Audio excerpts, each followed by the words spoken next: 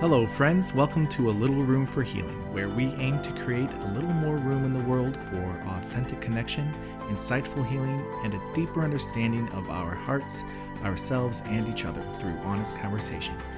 My name is Joel. I'm a Reiki and 13th octave Laho Chi practitioner, a facilitator for deep healing, and your host. I'm pleased to have Shannon O'Neill Loyola joining me today. Shannon is a seasoned healing practitioner with nearly 20 years of experience across multiple disciplines. A Reiki master and licensed massage therapist trained in 5-element Chinese medicine, Shannon also works with breathwork, 13th octave Laho Chi, and Mexican rose healing. As an evidential medium and longtime Akashic records channeler, they offer grounded, intuitive guidance to clients around the world. On this episode, we learn about evidential mediumship, what it means to live with chronic illness, and how chronic illness informs Shannon's spiritual curiosity and awareness. We talk about the importance of every individual to find what is truly right for them when going about healing. We talk some neuroscience regarding mediumship, and finally, we get a deeper look at the Akashic realm and what an Akashic session might look like. Thanks for joining. Come on in. Hi, Shannon. Hi, Joel. Thank you so much for having me. Oh my God, thank you so much for coming on. This is really exciting for me for multiple reasons. One is that I have taken a really long break with the podcast, and this is my first time back in maybe 6 months. Went through a long journey of a transition, leaving New York. Now I'm in a van in LA for a brief period of time, and felt it was time to come back to do the podcast. And when I thought that, yours was the first name that popped in my head. And that was the case because you were the first person that ever did Reiki on me. Mm-hmm. I remember. And you are the person that attuned me to 13th octave Laho Chi. Mm-hmm. Yeah. So also interesting, we really don't know each other that well, but you have played a major role in my energetic life because of being the first person to do Reiki on me and how impactful that was for me. And I was just like, I love this. Yeah. And in my head, I knew that day, I was like, someday I'm going to be doing Reiki. Mm-hmm. And then while I didn't get attuned for Reiki from you, when I was looking around for Lao Chi, I was like, I thought of you and I thought, I wonder if Shannon does that. And sure enough, Mm-hmm. you did. And shortly thereafter, it was really quick. I thought this, Right. I looked you up, and within I think it was 3 weeks or 2 weeks or something, you had a class going on. Mm-hmm. Yeah. And I remember, and I've had this with a few people in my history of doing healing work where I meet someone and I have a sense of kinship or a sense of knowing that this is part of the journey that leads them to healing work. So I've had this experience, this resonance with people where I could tell they're coming in, but they're coming in for more than just the healing experience. It's actually opening a portal to this other trajectory where the person then goes on to also have their own experiences that leads them to this realization that I want to do healing work in some capacity. So it's funny because yeah, we may not know a lot about each other, but there's this for me a sense of this overarching kind of kinship of and it's just funny because we've kept up kind of because this was years, almost almost 10 years ago. So Yeah. So it's been this journey of kind of seeing what you've been kind of up to and doing within your own healing sphere, both within yourself, but also in what you've been doing throughout that time. So it's really interesting that we're going to be just having this conversation today. Wow. That's also cool. That's also cool. That's also cool. That is also cool and totally chills throughout my body when you were talking. Mhm.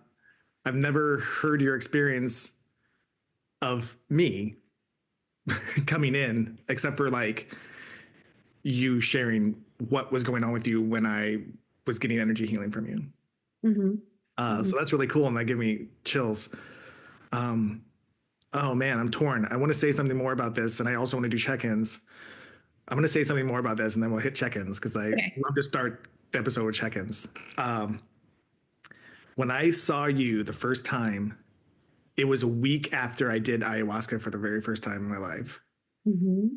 and uh, the person who introduced me to ayahuasca also recommended you. I reached out to her after my journey and I said, I want to get energy work done on me. Do you know anybody? And she said, Radical Reiki. You got to go to Shannon. She's got magic hands. And so I did. And a week after that, I went to see you, and it was just this like domino experience of in my life. I remember even asking you after the session was over about, I think it was this time. I went to you twice, I think. Yes. Mhm. Maybe it was the second time or the first time, but I asked you about training, Right. how long it takes, and the process of, because I Yeah. wanted to do it then, but I was still blocked and I wasn't ready yet. Right. Right. Well, I would just say not that you were blocked, that you weren't ready yet. Right. That's something that comes up a lot when I hear people. I'm like, I get the intentionality behind the wording, but I don't know if I ever really believe in this idea of being Okay. All right. just not ready for certain things, Mm-hmm. Of course, it's in our sphere, it's in our awareness, but we have to be like ready. Right. So yeah. Like that. Yeah. But I do remember there were correspondences about, and also like about like post session kind of healing response, like how do I, is this like normal to feel this way or things are coming up or so I kind of remember there being like email exchange after. Yeah. Mm-hmm. Mm-hmm. And I do remember you saying about coming in like after having this intensive, experience with ayahuasca. So which can totally blow you open. Yeah. So I do remember that. Mm-hmm. Ah, amazing. It was when I reached out to you the second time to get another session with you, I was so nervous. And I remember being like, I don't know if you remember me, but you did social media like a year ago or 2 years ago or something. And you were like, of course I remember you. Yeah. You know what? And when I read that, I was like, did she though? Like so much doubt. You know, well, one of the reasons too is just that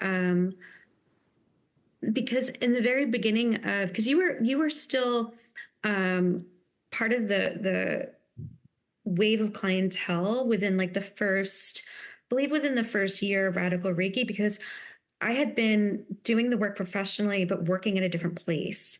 And I had finally just kind of decided to like take the jump to do my own thing and have my own space. And so that was like within, I believe, the first year or 2 years of the beginning of Radical Reiki. And I remember telling Spirit that I because I had had so much experience with working with cis men in the spa industry, and I was comfortable, with working and holding space for men. And I remember being in conversation with other healing practitioners at the time, and then feeling like hesitant or unsure how to like work with men. And I just had like a different experience because of the spa industry background and with aesthetics. And so I just had a different, for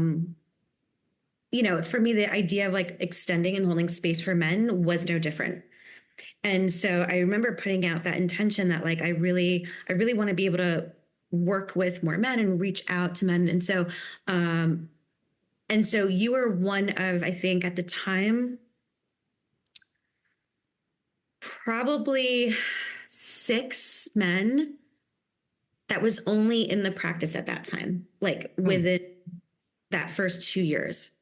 So that was a big reason too, because it was just like there was, and it wasn't just like, oh, my girlfriend just bought me this gift certificate, so I have to go and just like, it was the intention was to like come to experience healing, like you were open to the process, and that was your will, right? That was like from your own agency. It wasn't like you were forced into this. So, and in that time, that was something that I was really trying to like, I wanted, especially like at that time being in New York City, I'm like, I want more men to come and focus on their healing. And so that's also why. Cool. Yeah. You were calling it in. Mm-hmm. It's, you know what? I also find it so important for the person to be wanting the healing. Mm-hmm. It changes the whole dynamic and experience for them, and for me as well, if I'm working with them. Mm-hmm. It's true. I actually had this come up last week where I had an evidential mediumship reading with someone who had lost a child, and she said, I'll be there with my husband on the Zoom. Is that okay? And I was like, of course it's okay, but I just want to make sure that, he's open to the experience. And she was like, oh yeah, he's definitely open. And I was like, okay, just because it does, it does, and it doesn't matter in terms of connectivity, because I'm not connecting psychically to him, I'm connecting to the spirit. But there's something about respecting where someone is in their healing process, and losing a child is a very specific type of grief that not everyone experiences. And so I just wanted to be like really cognizant of where that person was in their grief process. Mm-hmm. Yeah. And because again, it wasn't the type of thing where he booked in for himself. That's different. Like I work with a lot of men. I actually work more with men in the Akashic space than in energy healing, believe it or not. Do you have a reason for that? I don't. And because I would think the opposite, only because Reiki A is more household, right, as a modality. And also B, you're in a receptive mode and more in a relaxed space where you don't have to engage in conversation and get like super intimate in conversation and really vulnerable. So you would think that would be the case, but it's been really funny because in my experience, it's been the opposite. And that's been actually really beautiful, because I think that more men, there's this collective push, I think for men to want to explore their healing. We just don't hear enough about it. And what we hear so much in like the collective sphere now is so much about like, this red pill, Andrew Tate, like hyper misogyny, all of this kind of, which yes, that exists, but there is such a need and a want. And I am a practitioner that's open to being that, that go between for spirit, for men.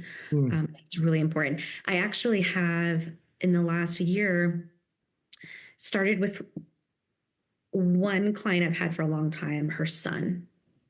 And then from her son, it was like his friends. And these are like 20-something-year-old dudes who are like, kind of exploring and so open, and like it really was like, wow, it really I think it also kind of shifted like my perspective a little bit too, with things, especially like men from a different generation.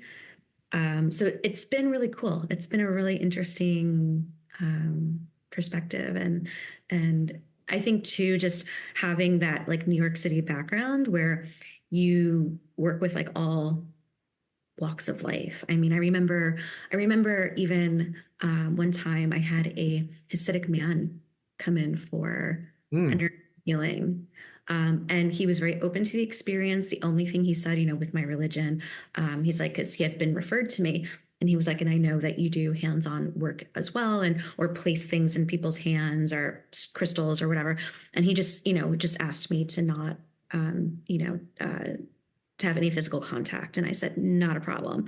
Um, so I think too, part of my openness in the sense of like being open to working with like all walks of life comes from just the nature of being, someone who worked in New York. Mm-hmm. So I'm more open, to all ages and different backgrounds. So yeah. Man, a lot of questions have popped up because of what you were all saying. Those first one, those 20 somethings, are they really responsive to the sessions? Yeah. Cool. Yeah. And they have even gone on to look at like their astrological natal charts with tarot, like with like a male practitioner that I'm very close with. And like, I think you would be like, you'd really like, Sean's insights Oh, that's great. astrologically and with the tarot. And yeah, I have another evidential mediumship reading with a man pretty soon coming up in the next 2 weeks. Just him. So I mean, it's been it's been really cool to see. And I just think that which is kind of like the collective energy of things. I think it's important that women are aware of this too. That like men are There are men out there. Yeah. yeah, yeah, who are really wanting to do their work and explore their healing. So yeah, that's why that it was such a remembrance for me. With your session and noticing too how it wasn't just to like experience Reiki, but you had very intentional reasons as to why you wanted to come and what you wanted to work on, which I thought was like, oh, this is advanced. Oh, wow. So that stuck out to me too. That's cool. Because you were able to, from the first session, to articulate what it was you wanted to explore and what you wanted to work on. And I just thought to myself, oh, you weren't just here to have the experience. You came in with a directive. Oh, awesome. That I have to attribute that to a couple years of therapy before I came in to work with you. Yeah. Yeah. So. Yeah. Oh, that's beautiful. Mm-hmm. What can you tell me a little bit about what evidential mediumship is? Sure. Um, well, evidential mediumship is a specific sector of psychic mediumship that comes from like the spiritualist tradition, which first started in the 1800s in the United States. And while it had a little bit of an impact more on like the social aspects versus spiritual, which is really interesting, it actually wound up flourishing more once it crossed over the pond and in England. So spiritualism, while it didn't begin in the UK, it flourished in the UK. And so evidential mediumship in its origin was really more performative, but it was at the time a way to challenge this very heavily Christian dominated way of understanding life after death. And so it challenged this notion about like, well, what happens when we die? And mediumship evidential mediumship is really just the focus being on, in its origin, right? It was like, well, what kind of information can we get from the spirit that could validate their existence, but also validate like their experience when they were alive as a human? And so, for instance, I give this example a lot with my students. Um, we all could get a beautiful message from a spirit practitioner about, oh, your grandmother's here and she really loves you. And, it's like, well, we would all hope that our grandmothers would say that, right, from the other side. But what's more impactful is information from your grandmother that only you and her would understand. Right. And that's the evidence. That's what makes it more personal in the experience. And before, evidential mediumship was more about proving the idea, right? Or like the concept of life after death. But now most people believe, about 75 to 80%, in the 80s and 90s, and now up to 90%. I mean, it's a huge percentage. Most people believe in life after death in some way, to some degree, right? It doesn't mean that everyone necessarily believes in reincarnation, but everyone does believe in this idea of life after death. And so now it's not so much about proving the spirit exists, but it's more about the dynamic and the relationship and the personality. And so while evidence, yes, is important to establish the link of connection, really the more important part is the information that the spirit brings in about who they were in life, their likes and dislikes, their personality, their vibe, but also bringing up shared memories between, in evidential mediumship or in mediumship, we call a client the sitter. So the shared memories between the sitter and the spirit communicator. And but then also after death communication. And this is all stuff that I have been working with my mentor. It's like the ways in which evidential mediumship kind of came to be, and it's important that we like honor and revere the spiritualist tradition, because it's very serious in the UK. There's like the Spiritual Nationalist Union. It's very difficult to go through, lots of testing. There's the Arthur Findlay College. Again, being trained through the Arthur Findlay is also like very prestigious, very revered in mediumship. But there's some aspects of it that are still not as evolved. And I think that that's part of what draws me, is like, yes, I understand the structure and the importance of going through the training. But I mean, obviously, from my name, Radical Reiki, I'm like, I honor that, I respect that, but like, we need to evolve. We need to push past these strict, constructs, because for them, they would say, well, if the spirit communicator is bringing in information that's happening in the sitter's life currently, that you're going psychic. You're not working mediumistically. And it's just not true, because there is a specific sensation and feeling in your own field when you're connected to the spirit communicator. It's not only just a sense of a feeling. For me, it's a healing. And I know other mediums feel that too. For you? Yes. Yeah. Having spirit communicator enter into my field is in itself a healing, not just for the information that comes into the reading for me to relay to the sitter. So it's a healing for them, of course, but it's also a healing for me. And that piece has been what has kind of shifted and changed my trajectory in my work in the last year.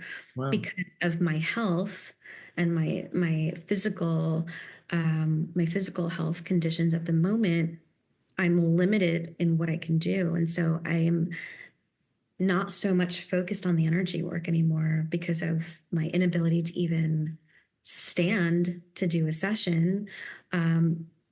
I stopped doing energy work probably in, I guess now it's been November, December, I believe. And at that time, I was only doing like maybe one or two appointments, and it was just becoming to be too much of a struggle. And so I would have to sit a lot and move my chair. And then the pain in my body afterwards. And so what I've been really working on in the last year is my focus and trajectory has been more with mediumship. And so it just has been this profound experience for me where when the spirit communicators enter my field, it's giving me a healing and a sense of clarity that I'm not experiencing in my day-to-day moments. And so doing one or two mediumship sessions a day, when I'm available and I feel like really available to do that, hasn't been taken from me. And so I think now I'm in this space of looking at what my work is going to be like now, and right now teaching evidential mediumship, and working with evidential mediumship has given me like a renewed sense of like passion for my work, because it's also informing me about this other way of relating and connecting to the spirit world. And it's really interesting because through this process of kind of shifting into more evidential mediumship, it's funny because it's what I was always doing, but I was very passive about my mediumistic gift. I never trained for it. It's just something that I always did in my Reiki sessions, or, in the Akashic experience. I would say there might be a point where, someone in spirit might come forward for you and I'll give you that information. And that was very like normal and routine. And I just thought, well, it's just something that I already do. And just like they pop in, here's a little message, and it would be evidential.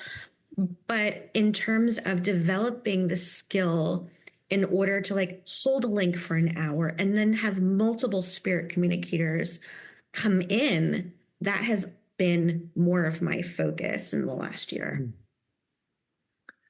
Was there a grieving process for moving away from doing energy healing? Yeah. And I think that extends in all areas of my life currently. Yeah. There is a lot of that. Yeah, currently. And it's interesting because it wanes and waxes just like my energy levels. So and my feelings around it, like everything is just so day to day, that I've been forced to be more present in a way that I've never experienced. Because think about it. I mean, and here's the thing, and this is like what I've never really like kind of discussed a whole lot about. I have in the last 10 years on Instagram, but not to, I think, to a degree that maybe it would register with people. All of the conditions and things that I'm experiencing, I've had my whole life. They're just worse. And so what I'm experiencing and what I'm finding, and what I didn't realize at the time growing up, was that I had these genetic conditions that are just worse. And so that's creating more of like a disability for me in my life. But this sense of always having this awareness of like the fragility of my life force and my body. I've always had that sense since I was born. And what's interesting is because like I was also 2 months premature. And so when I was 2 months premature, I lived basically in an incubator for 2 months. I was baptized twice because they thought I was going to die. I went home with a heart monitor machine, and I have these photos. And growing up, I was a sickly kid, almost didn't graduate kindergarten because I'd missed so many days. All my school photos, I look very ill, really dark circles, very gaunt. I was really like just a sickly looking kid. And then things got better and I got stronger, and then I became a gymnast. Wow. And then when I was a gymnast, I got hurt all the time. Like ambulance rides 10 before I was even 18 years Wow. old, physical therapy because my kneecaps would slide out, my ankles would roll. There were so many indicators of so many things happening, like full body systemic things happening, that at the time, it just kind of no one really noticed or put the puzzle pieces together, unfortunately. And that's also partly due to my family dynamics. Because I think it was just more about like who's going to keep Shannon, who's going to take her, who's going to take care of her, who's going to raise her. And it was just no one was looking at this like more micro experience of my life. It was just more of like who's going to take the responsibility of raising Shannon. So, Logistics. Right. Because of my parents dying when I was a kid. So there was just all of this stuff kind of went under the radar. And so chronic pain, injuries, chronic fatigue, the inability to sleep well my entire life.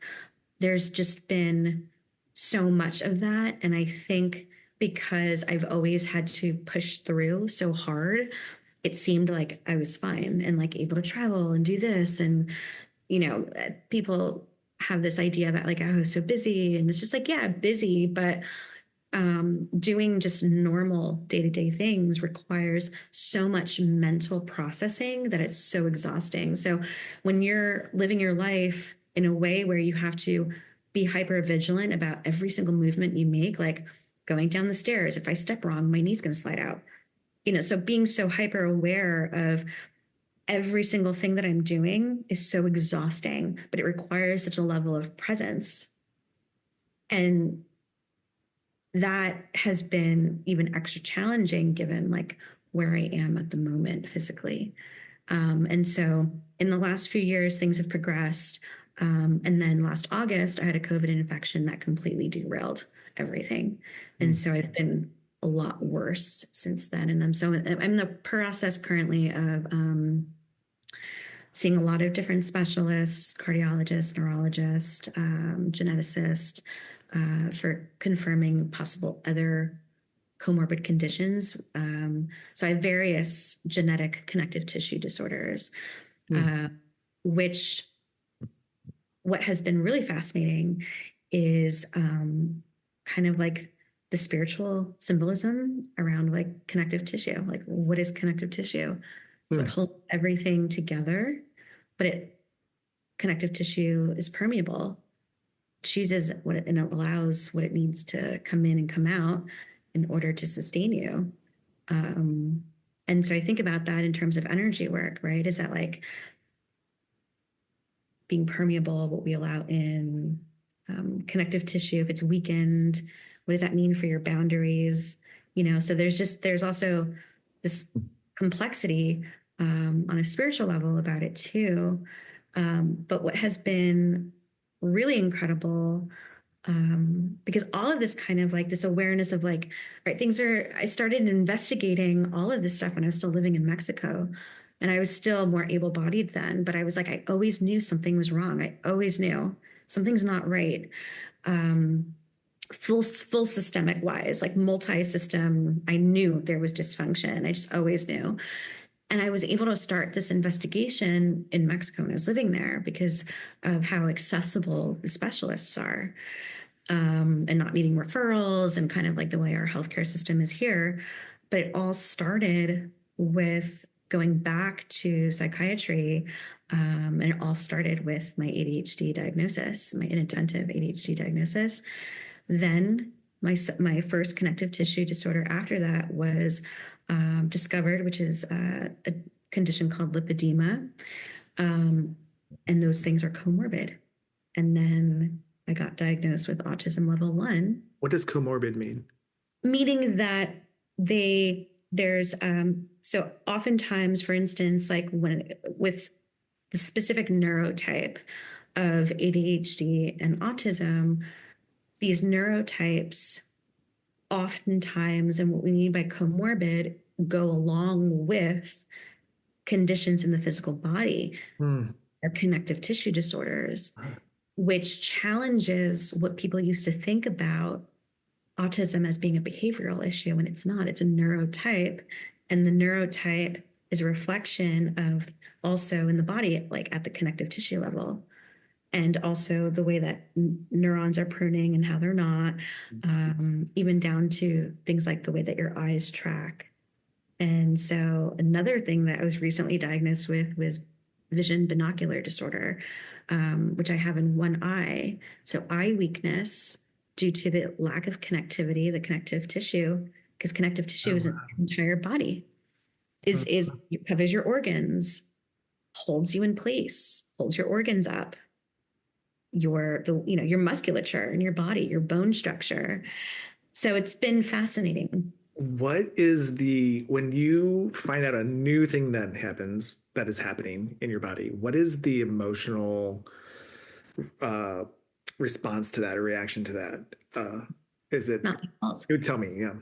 It's not my fault. Mm. There's like, do you not even experience any frustration or anger Oh, or like any? sure. Okay. Sure. I was like, because that's amazing. That's some pretty high level. It's not my fault right away. But that was the biggest one, though, Mm.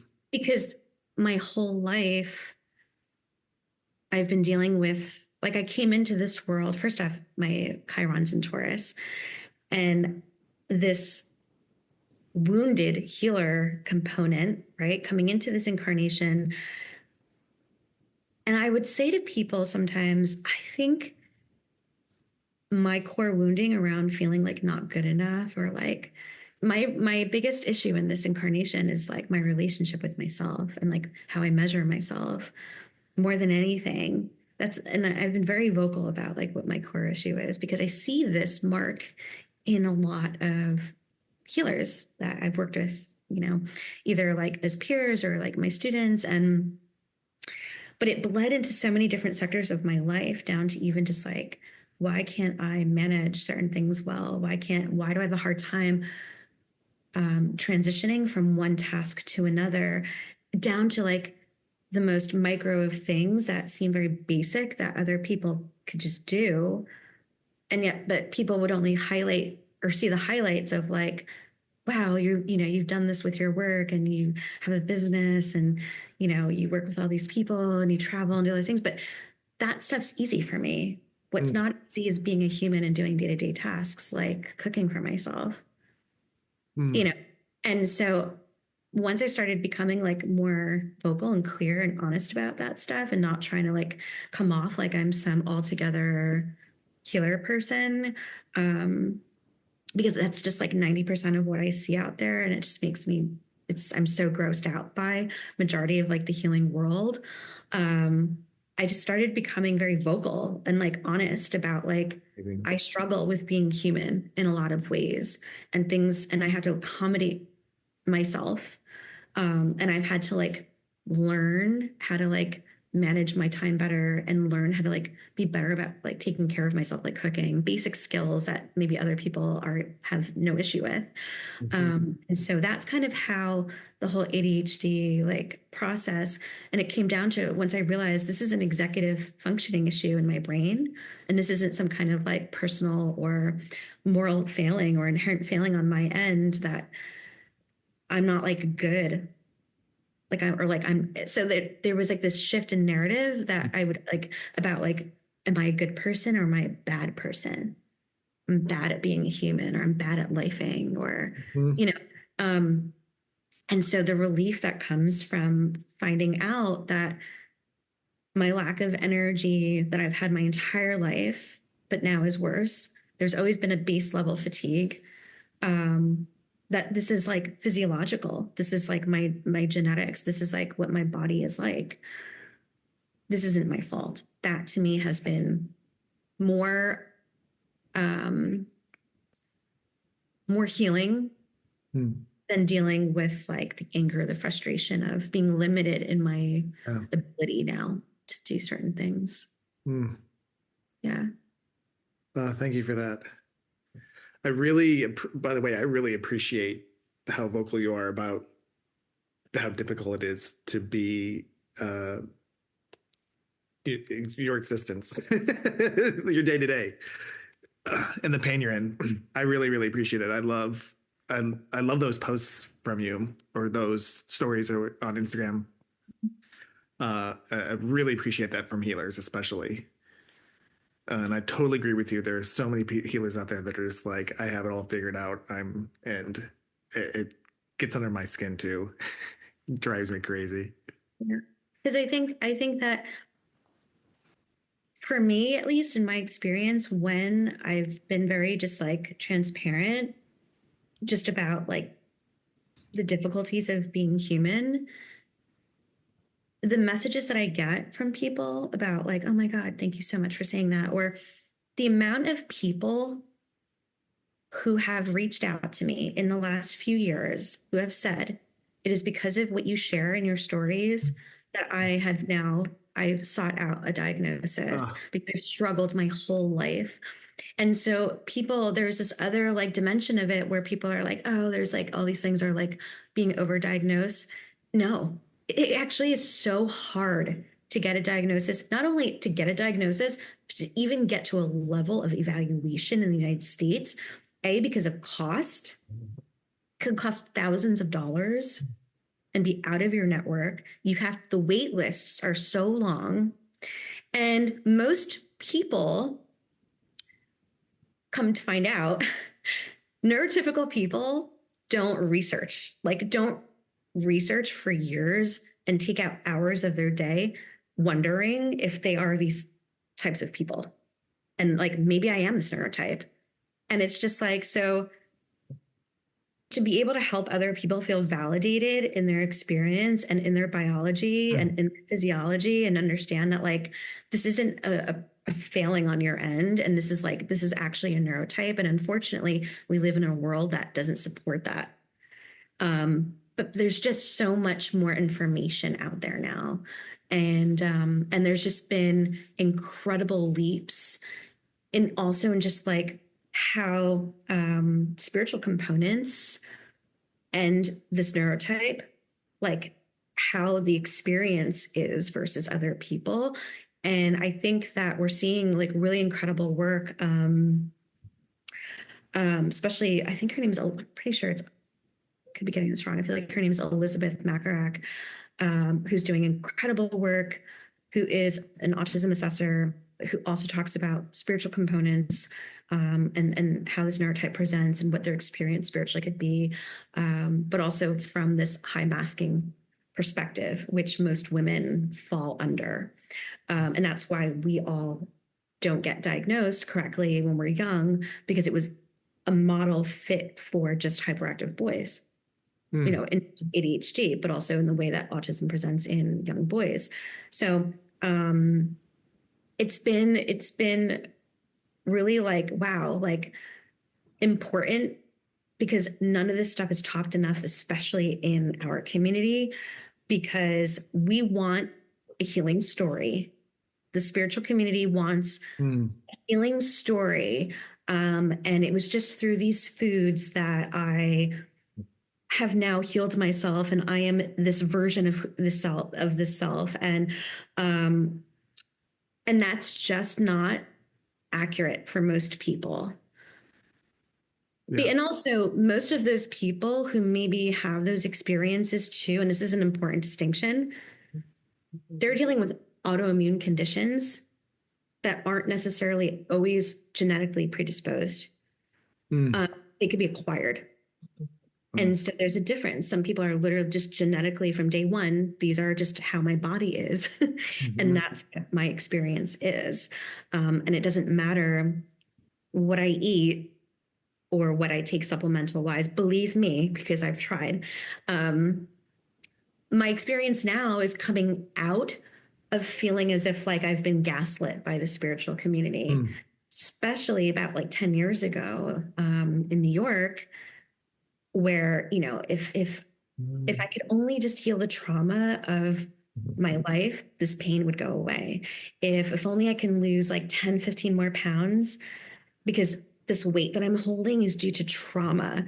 These are all such bullshit things that, from my experience, I can tell you I tried and it doesn't work.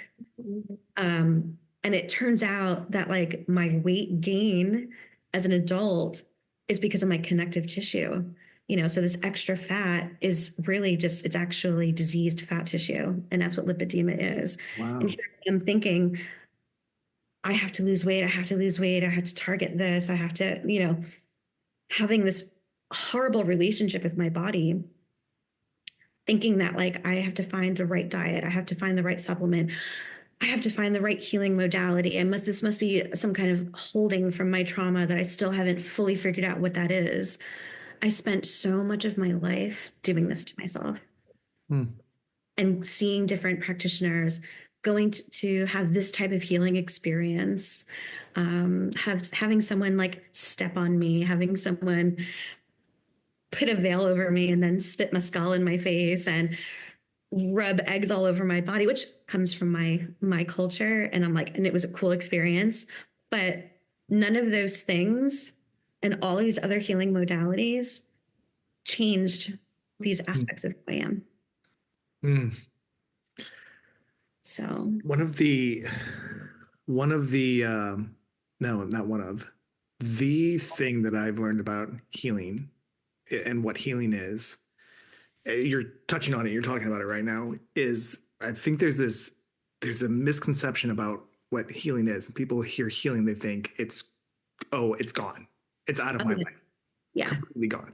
And that's not the case at all. Right. With healing is understanding, learning how to be with, having that, developing that relationship with your body and with yourself and with your emotional self that is compassionate and caring and loving and understanding. Because these things are not things that, even trauma, like there is trauma and even trauma doesn't go away. Right. But for me, I had such a better time with the trauma in my life, like in that healing trajectory. And I was putting that experience onto my body, like as if my body could reflect that in healing too. Yeah. And I was looking, so that was what my problem was, is that I've worked so hard in my trauma and my emotional development and my connection with spirit. Why isn't that fully translating into my physical form? Yeah. And that was what I was getting wrong and thinking that, well, because I saw other people doing it, why can't I? I totally hear what you're saying. And I definitely appreciate separating that and saying that it's not like that it can be said. It is not always lumped in trauma, that it is, there are times when it's separated and we have to know that. And that's what you're saying, building that relationship with your body. Like I have to go in there and I have to like figure out, is this because of trauma? Is this just because this is how my body is going to be this life?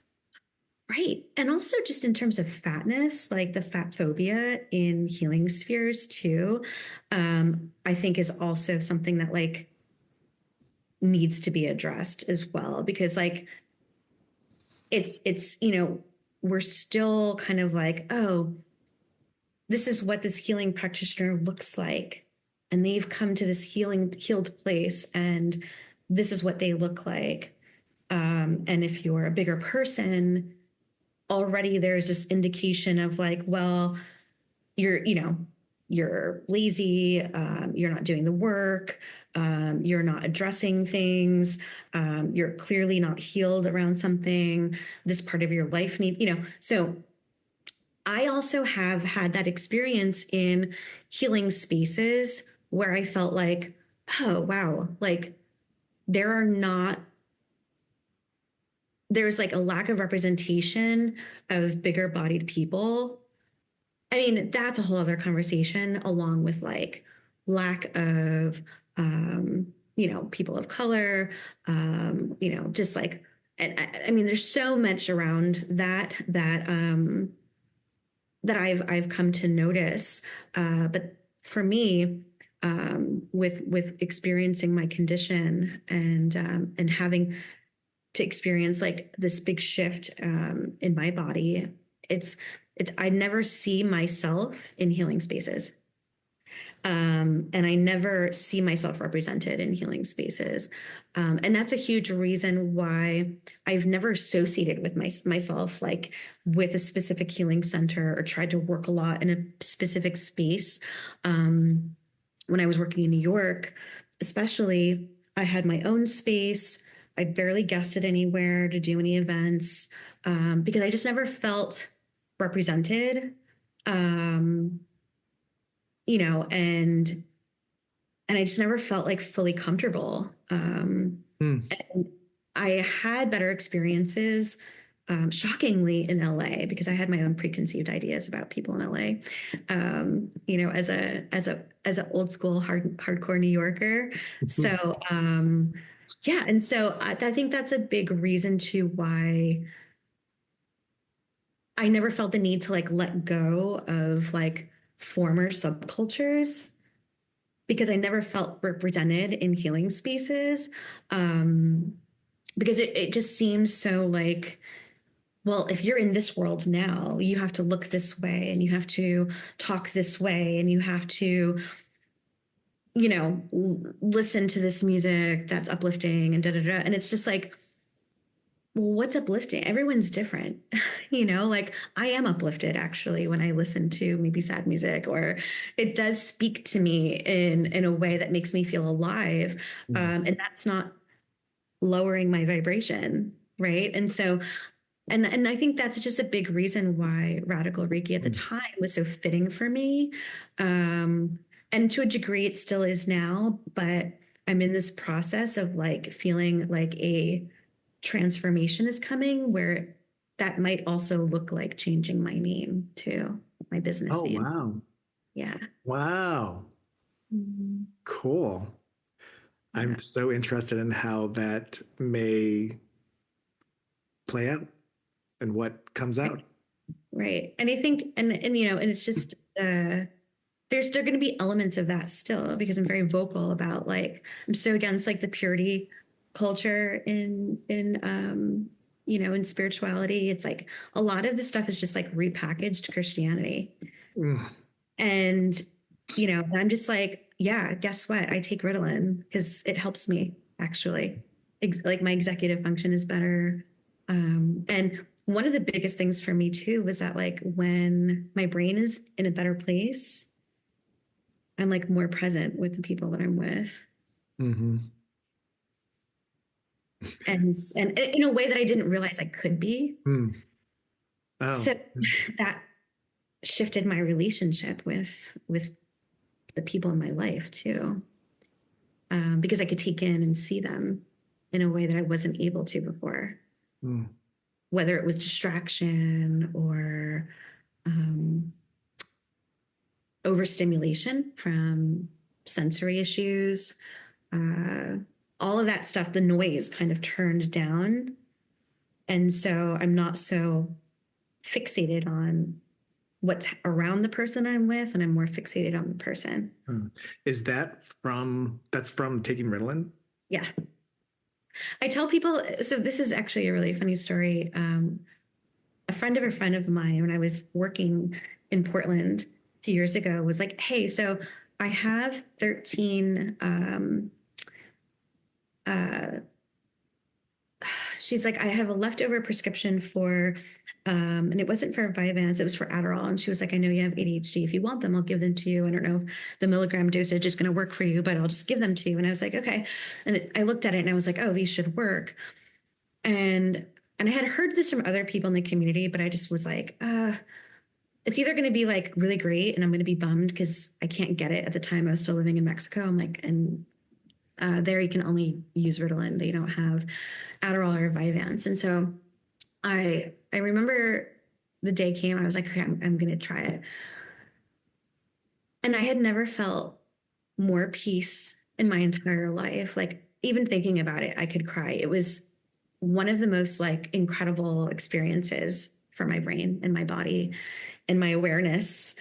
Um, and I was like, my God, I have to work so hard to even get to like a fraction of that experience from my personal practices or meditation or breath work, or like the fact that that could be a baseline for people just blew me away. And it made me realize how important this is, and a long time ago, I remember suffering so much from certain pain. And I remember opening my Akashic records, and spirit was just like, take the damn Advil, just take the Advil. Like, why do you think you have to, like, why, what are you suffering for? Life is not meant to be all suffering. It was someone's will, and it was someone's agency and someone's part of their Akashic experience and plan to like create the Advil. So just take it. It's here for a reason. Someone made it for a reason. And that, even like that's such a subtle message, like such a, mundane kind of a message in a way, but it was profound for me. And that was years ago. Mm-hmm. And from there, it's gotten me to here. Because if you would have told me like 10 years ago that I'd be back on a pharmaceutical, I would have been like, no, because I was still caught up in like the purity culture. I tried to go vegan for a while, and that made me so sick. So, I mean, there was just so many of those things that, because I bought into it in a way. I think what I'm getting from this, and it's something that I've been working with myself for a while, trying to like get out of what you're talking about, is the journey of healing for each person is their own specific journey. So you need to find what actually works for you in the best way. Mm-hmm.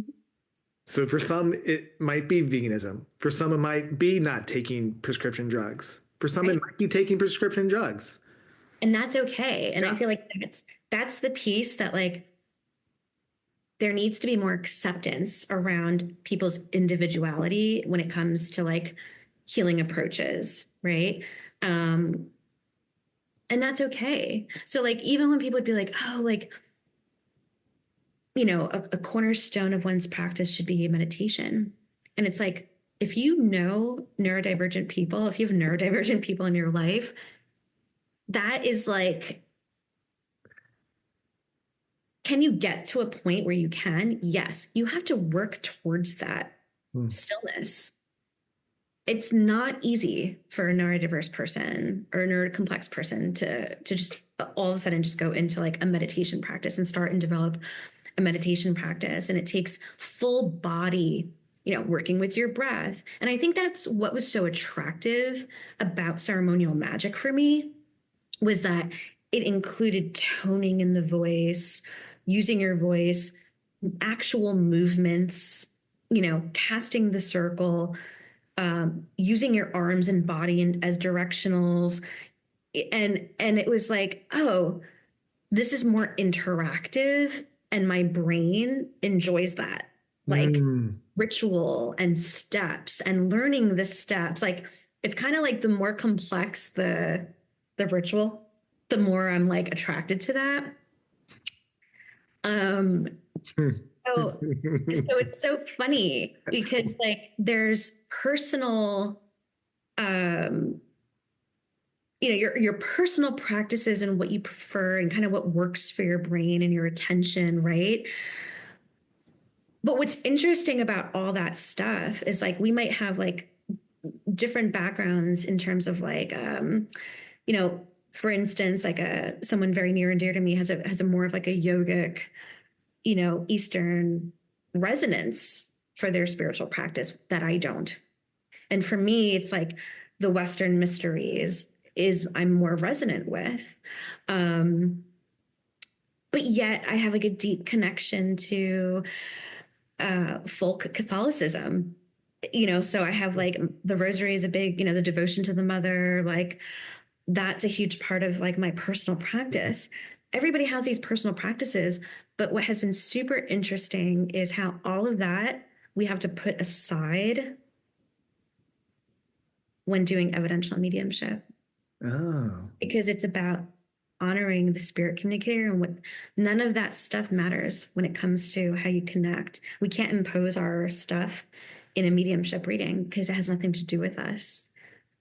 So these maybe culturally you might have ideas about like what death and dying is or what that looks like, and maybe there's certain ritualistic components or how to honor the dead. And in evidential mediumship, none of that translates over there in that way. It's really getting yourself out of the way to what is it? Is it communicate, channel what that spirit's experience was? Right. Exactly. And there are some things that I honor even culturally, with my heritage, my Mexican side, that I love and resonate with, and I think is really beautiful. But it's like there's that version of what I think and experience like a death process versus what in evidential mediumship that is. So it's been an interesting experience of like having to step outside of like my beliefs and my convictions and my thoughts and feelings around like my own healing journey. None of that matters with evidential mediumship. So yeah, I love that. And quite honestly, I feel like that should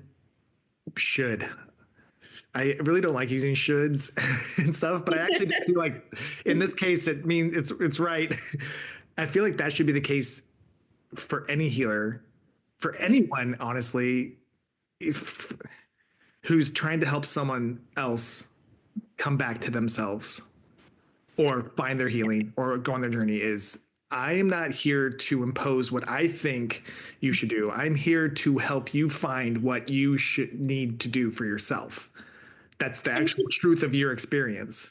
Right. And you would think that that would be like the case for how most healers operate. But because of because of like my massage background and, obviously like the spa background, working in that profession, there's like a professionalism and that's like learned that you have to learn. Right.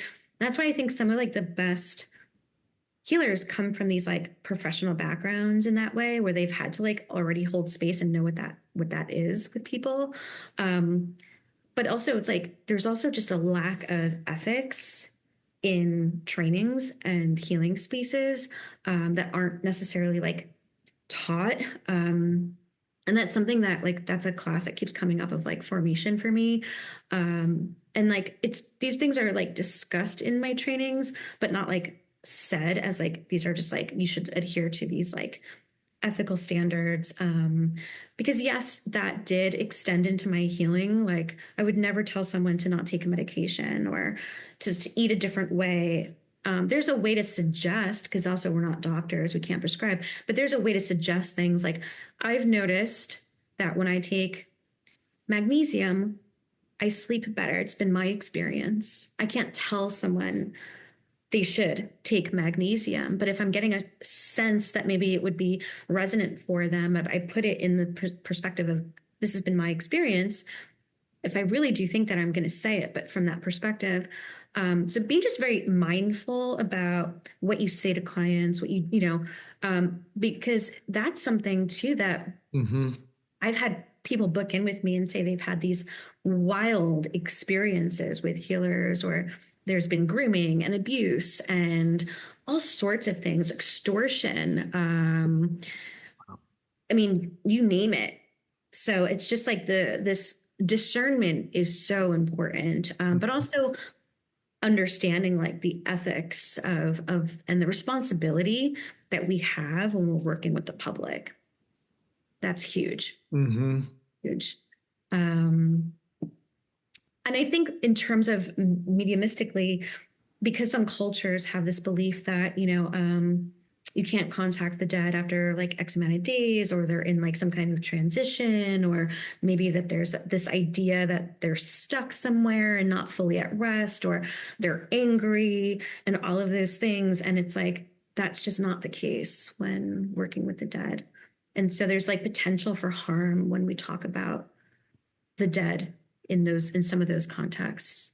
But yeah, I mean, healing and being in the healing world, you learn so much. And it's not to say I haven't made mistakes. I've definitely have made mistakes and I've had to learn from them. And I also have overextended myself for people, thinking that was a good thing to do when it was more a lesson in my own boundaries. I've had to fire clients and refer them out or block people. There's so much learning that happens as you go along as a practitioner.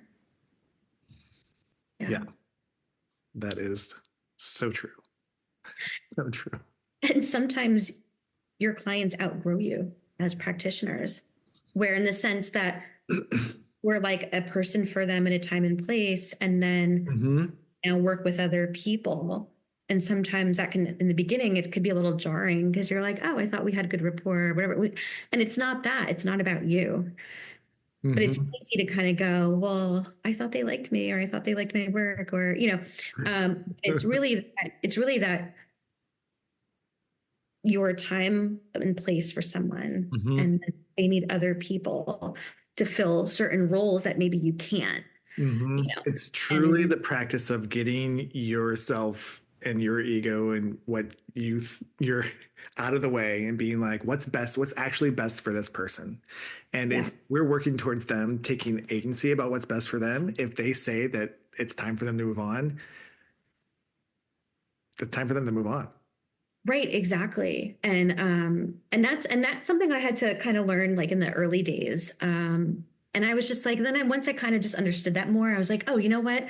I need to have another page in my website for other practitioners. Because sometimes I'd have a client and I'd be like, oh, Reiki's great for them, but this isn't everything. They also need, like, I think, an herbal formula. They need an acupuncturist. They need X, Y, and Z, or like they should really have a tarot reading because their inquiry is more in that realm versus what they're going to get in a healing modality. So that's where like the community aspect started to get like become really, really important to me. Until this day, I always recommend other practitioners. I always promote other people's work. I think it's really important. I have a lot of clients who have seen other practitioners or have taken other classes based on like the people that I've shared in my stories. Like I've made other practitioners like thousands of dollars for like writing programs and hypnosis trainings and all sorts of things. And so community is like super important. And I have found that it does come back to me. People will be like, oh, you were referred to me from so-and-so, or I heard you on Lindsay Mack's podcast like a million years ago, or like whatever. And I'm just like, that stuff's always like, I love that. Like the community aspect in this work is really important. When I saw that on your website, your community thing, it actually, and I saw it years, like the first time I was looking you up like years ago, a decade ago, I saw it for the first time or whatever. And it stuck with me. And I have recently added a directory on my website too. That's building and growing a community of people that I really feel strongly about, that are healing and working from a heart space, an authentic space of like really wanting to help the person find their way. Yeah. I think it's so important. And for me too, a lot of the people that I've promoted or have referred people out to are people that I have personally have experienced work, as well.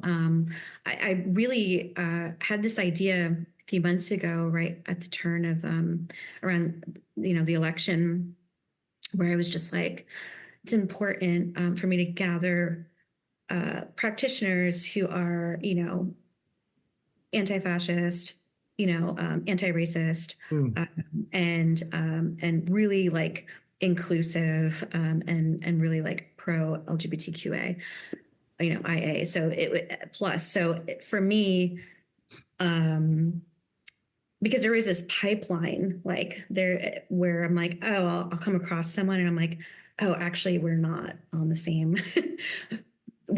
We might be in this healing sphere, but we're definitely on opposite ends of the spectrum.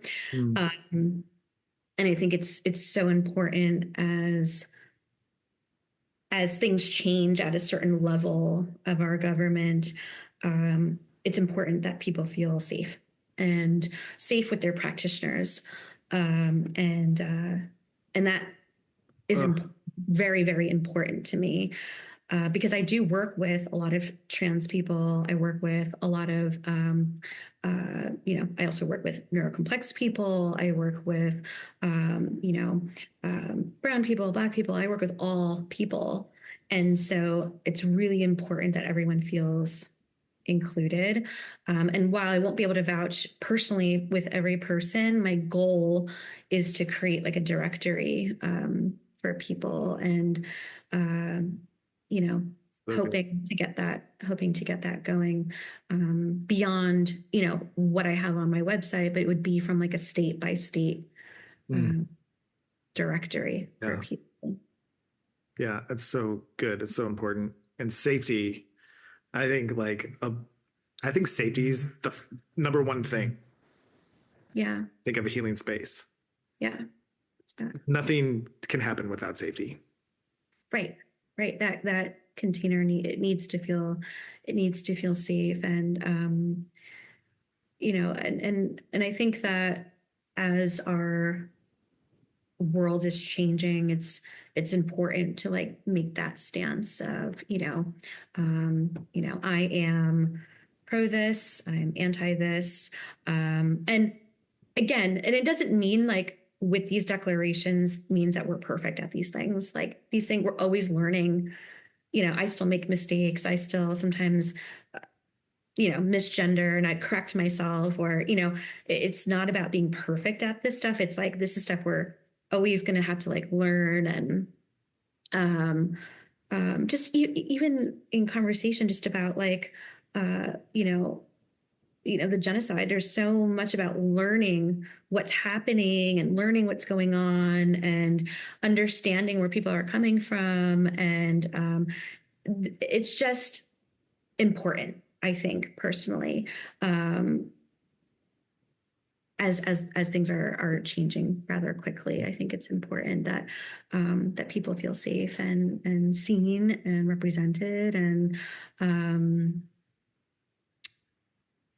And I think that ultimately, that's what we could offer people, right? Is safety and being witnessed, because I think that's huge.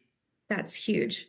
That's huge. And I would hope too that like when I work with practitioners that like, I'm a messy person, but I have a great heart.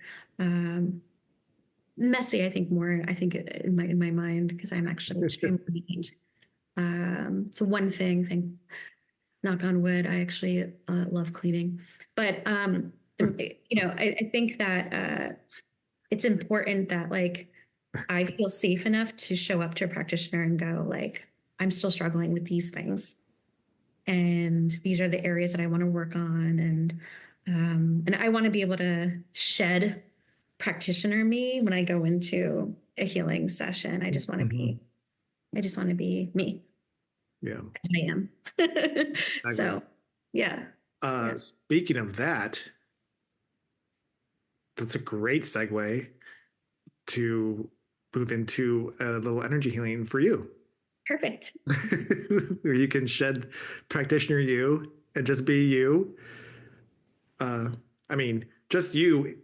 It's interesting because practitioner is a part of you. It is a part of me. But it's not the part we're going to focus on right now. Exactly. That part rest. Yeah, exactly. Yeah. So let's do some energy healing on you. And we are cooking, by the way. Holy cow.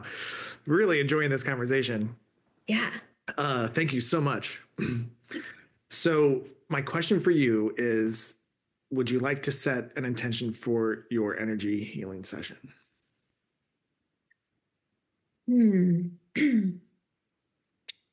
Oh, it's the time of day where the rainbows are coming in. So I just looked at it. And I think because of that, wait a minute. Are you doing 13th octave? I was gonna do Reiki, but do you have a desire for 13th octave? I'll let you. I was just curious. I was just wondering Why did you ask that? I'm curious. because it made me think the rainbow. Because my prism in the window and this the way the sun is coming in, and I saw the colors, it reminded me of angel light healing. Hmm. When I the angel light healing portion of 13th octave, I always imagine it as being like reminds me of like Rainbow Bright or something, or like Care Bears, where like the light comes out and That's cool. Yeah. but I'm open to anything, honestly. It's been some time that I've had like energy work, so Well, let me say this. I think that I wasn't prepared for 13th octave. So I don't have any of the stuff that I would like with me to do that. sure.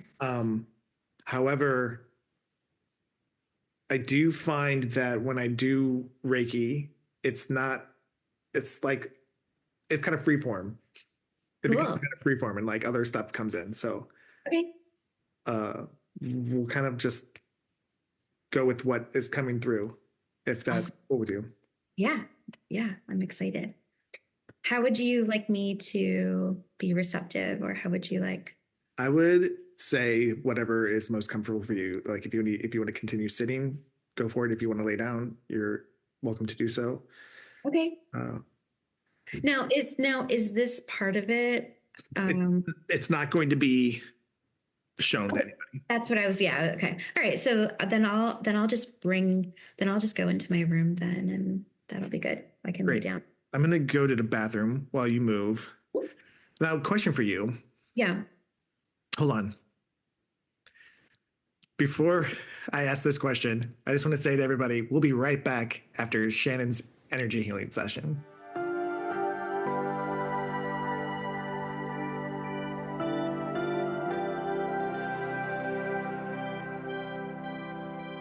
And we are back from Shannon's energy healing session. And I want to say that we never actually did check-ins in the beginning. So I'll consider this our check-in as we talk about what the experience was like, and whatever feels good to share was most welcome. And anything you want to keep to yourself, please do. Um, there is there's always like this level of awareness, that this depth of awareness, like within myself and in my body, and whether or not you want to call that like groundedness, that I'm very much reminded of. It's something that I think as a practitioner you also tap into and feel as you're working, but it's just different to be the receiver. And typically I try to be a receiver, and I try to get healing work pretty regularly, but lately I just haven't been able to, because I'm not working as much. So I have to be more aware of my finances at the moment, and so I haven't been able to tap in to the receiving, and so it's so nice to be in that space, to be aware of it, to be feeling it. And there's also like this like ecstatic bliss that comes from receiving healing too. That's really beautiful, that sometimes I forget that layer of it too. And so I'm reminded of that in this moment, because I'm feeling super blissed out right now. So, and it's a nice reminder that I can feel this too, while also navigating, challenges and pain, deficits, especially in my mobility. One thing that I always have like a base level of pain, like pretty much always. that I just live with and just function with, and you would never know because that's just like my reality. And right in this moment, I am not feeling like neck pain or shoulder or hip or back, because I have 4 herniations. I have tears and bulging discs in my neck and my lumbar spine. Wow. Even just sitting or holding my head up or having my neck hold my head up sometimes is painful. Just and right now I'm not feeling that, and so I'm very grateful, very happy about that. Awesome. Yeah. There was also a sense at one point too, during the session, that I felt like I was like, oh, I'm totally having like deja vu, or like this sense that we had like done this already, or had, maybe another alternate version of ourselves had already maybe did the session already, because we were supposed to do it last week and then we had to reschedule. So that was really interesting to kind of get that like sense feeling that like that we've already done this before. And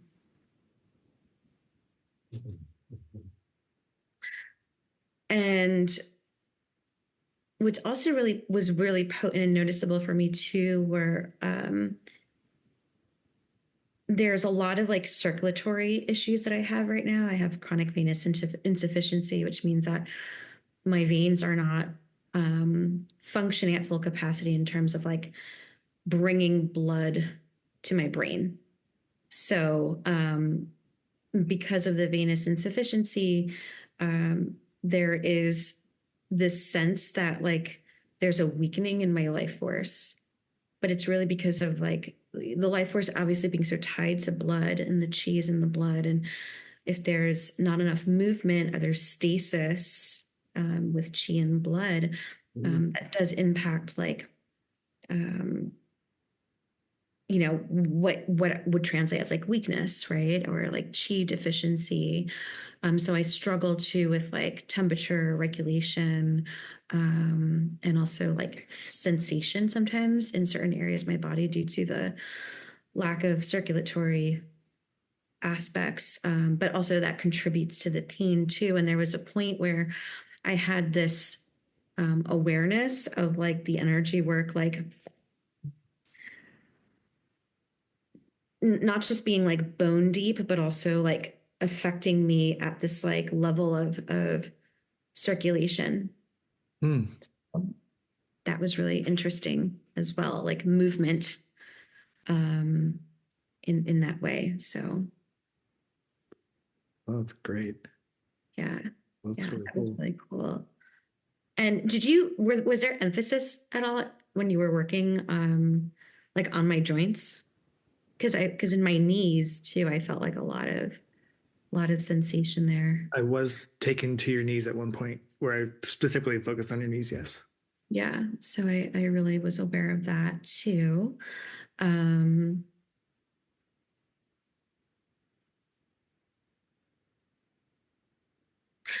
I also notice a calmness in kind of like the brain activity too. So it's one thing to induce your own trance states, but to have trance states induced by energy work from someone else, where not only am I going into like rest and digest, coming out of flight or fight, going into rest and digest or hypervigilance, and going into rest and digest, but there's also this notable shift in the deeper relaxation. Obviously, the deeper you go into alpha, theta brainwave activity. And it was nice to not be the one to have to induce that. So that feels really good. Yeah, I'm definitely just riding this wave of post-energetic bliss. Wonderful. Yeah, yeah. And I love that feeling too of stepping out of time and space and feeling like not aware of how much time has gone by. Mm-hmm. Is really interesting how at some point, like some subtle aspect of awareness is aware of the time, because this happens to me a lot where I start to flutter my eyes, and it was right when you were in at the end Oh, really? in prayer position, and so I was like, oh, we're closing now. So Amazing. yeah. Oh, something too on a more emotional level component, like in the emotional body. Um, I want to say there's been some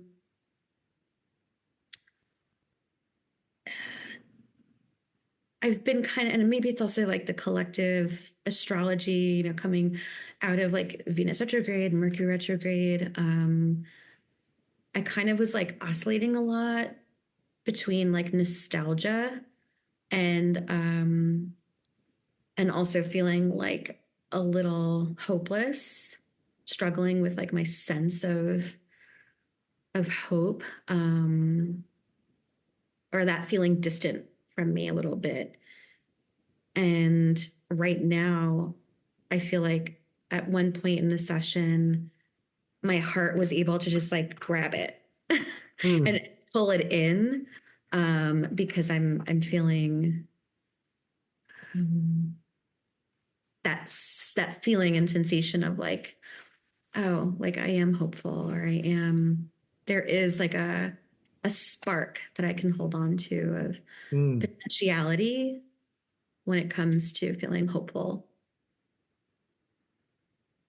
So, I love that. yeah, yeah. And I think acknowledging too that like some of the nostalgia or lack of hope, when I like look at it more deeply now from the perspective of where I am post session, I think I could really like sit and admit that like, oh, I was experiencing like pretty profound sadness.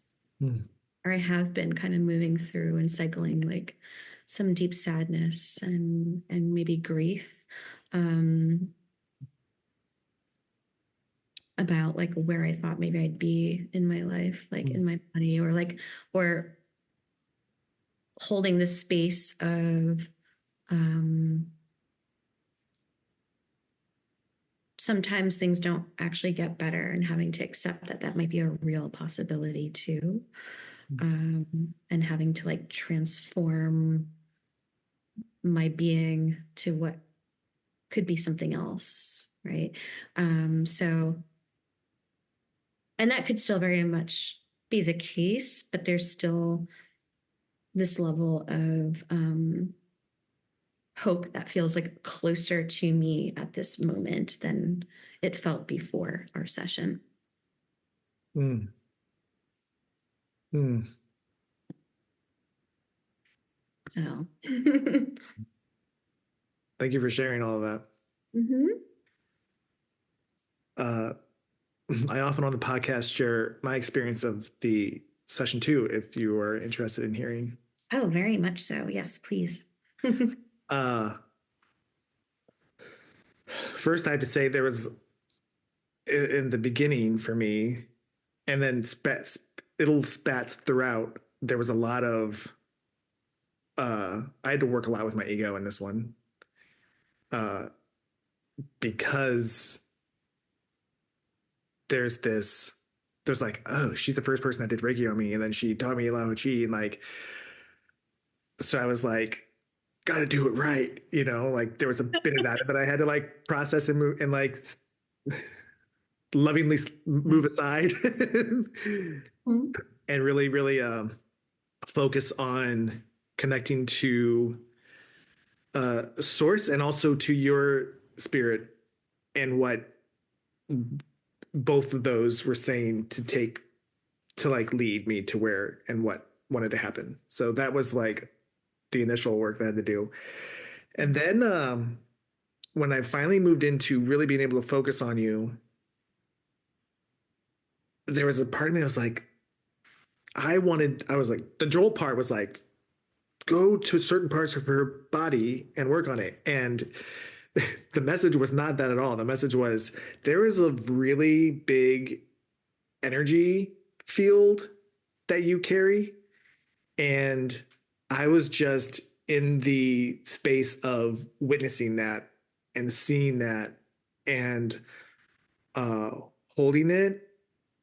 And uh, of course, those words weren't exactly what I was like. I was like, show me what you want. And it was just to be witnessed and held and uh, honored. And so I spent a good amount of time in this. It was like a light show of like white, and then like it would get really bright white, and then it would go into this really sweet bluish green, kind of like Caribbean Sea light. And I was just with that. And then I was taken to your arms, and I started doing this energetic squeegee down your arms. And as I was doing it, I started getting emotional. I started crying. And the sense that was in me was,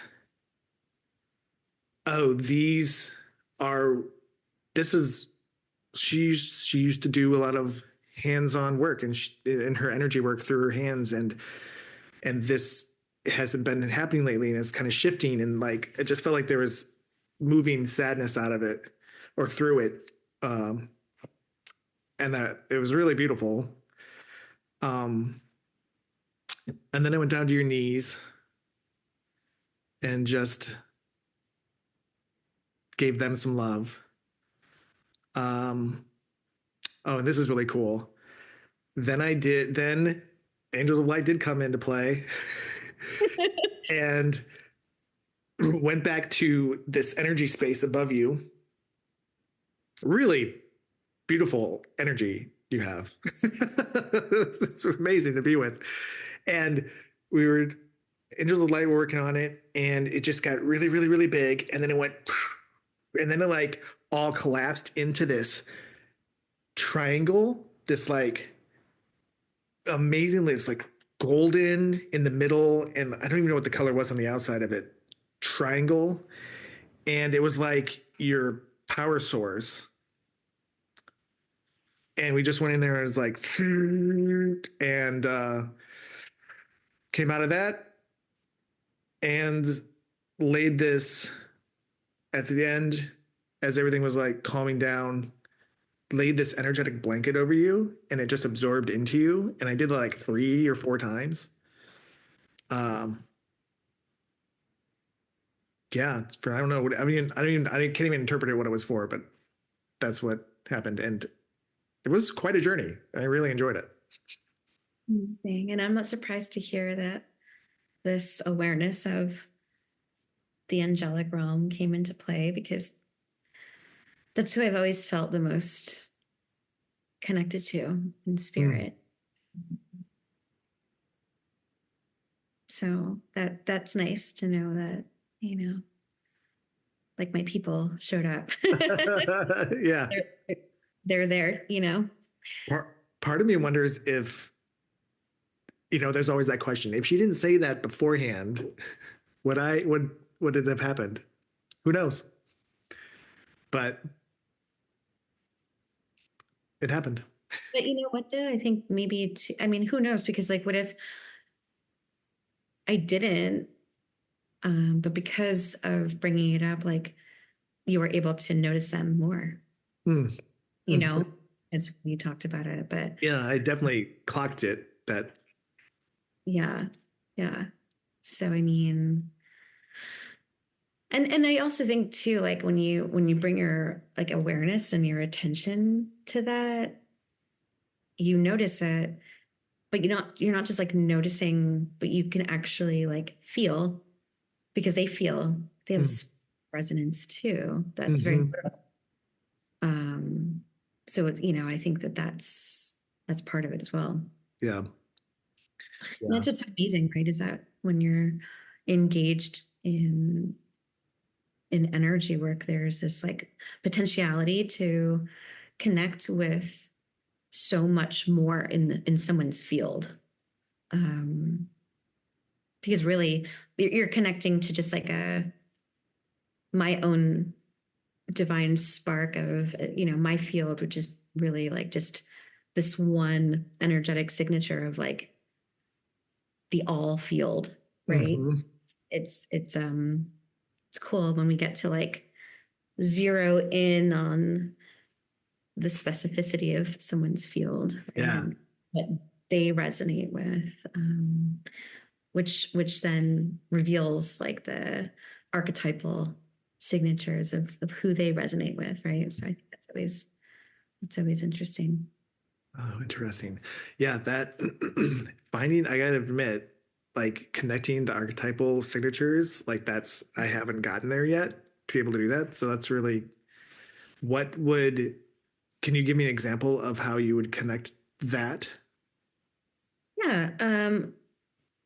Some people, whether even they have the awareness or not, on their own, like, and let's say like if I haven't worked with them before, if I feel like, wow, like say hadn't worked with someone before, and then I'm working with them, and then post session, getting on the Zoom and being like, I was just very much aware of a lot of like earth-based energies, like elemental forces, feeling into like just had a sense of like tree spirits and things like that. And then they'll say something like, well, yeah, I'm very much connected more with like earth-based practices, or that's my connectivity to spirit, or plant medicines, or they actually are herbalists, or have deep connection to plants or essential oils or things like that. And but like their energy will reveal that, and their field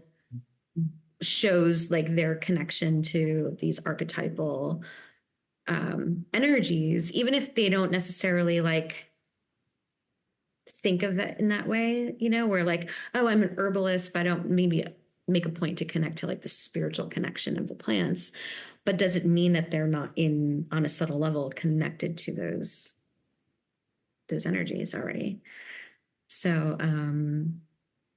yeah, that's an example, but yeah, I think it's really interesting when that, comes into play. Or if I get a sense of strong connections to like the Divine Mother, but in this specific face, I'll ask them like, are you a practitioner, or do you work with Santa Muerte? Because I had such a strong feeling of Santa Muerte when I was working on you. And it's like, oh yeah, I'm a devotee, or, these are just like examples, so it's interesting. Do you find yourself still in awe of when you pick it up and they confirm it?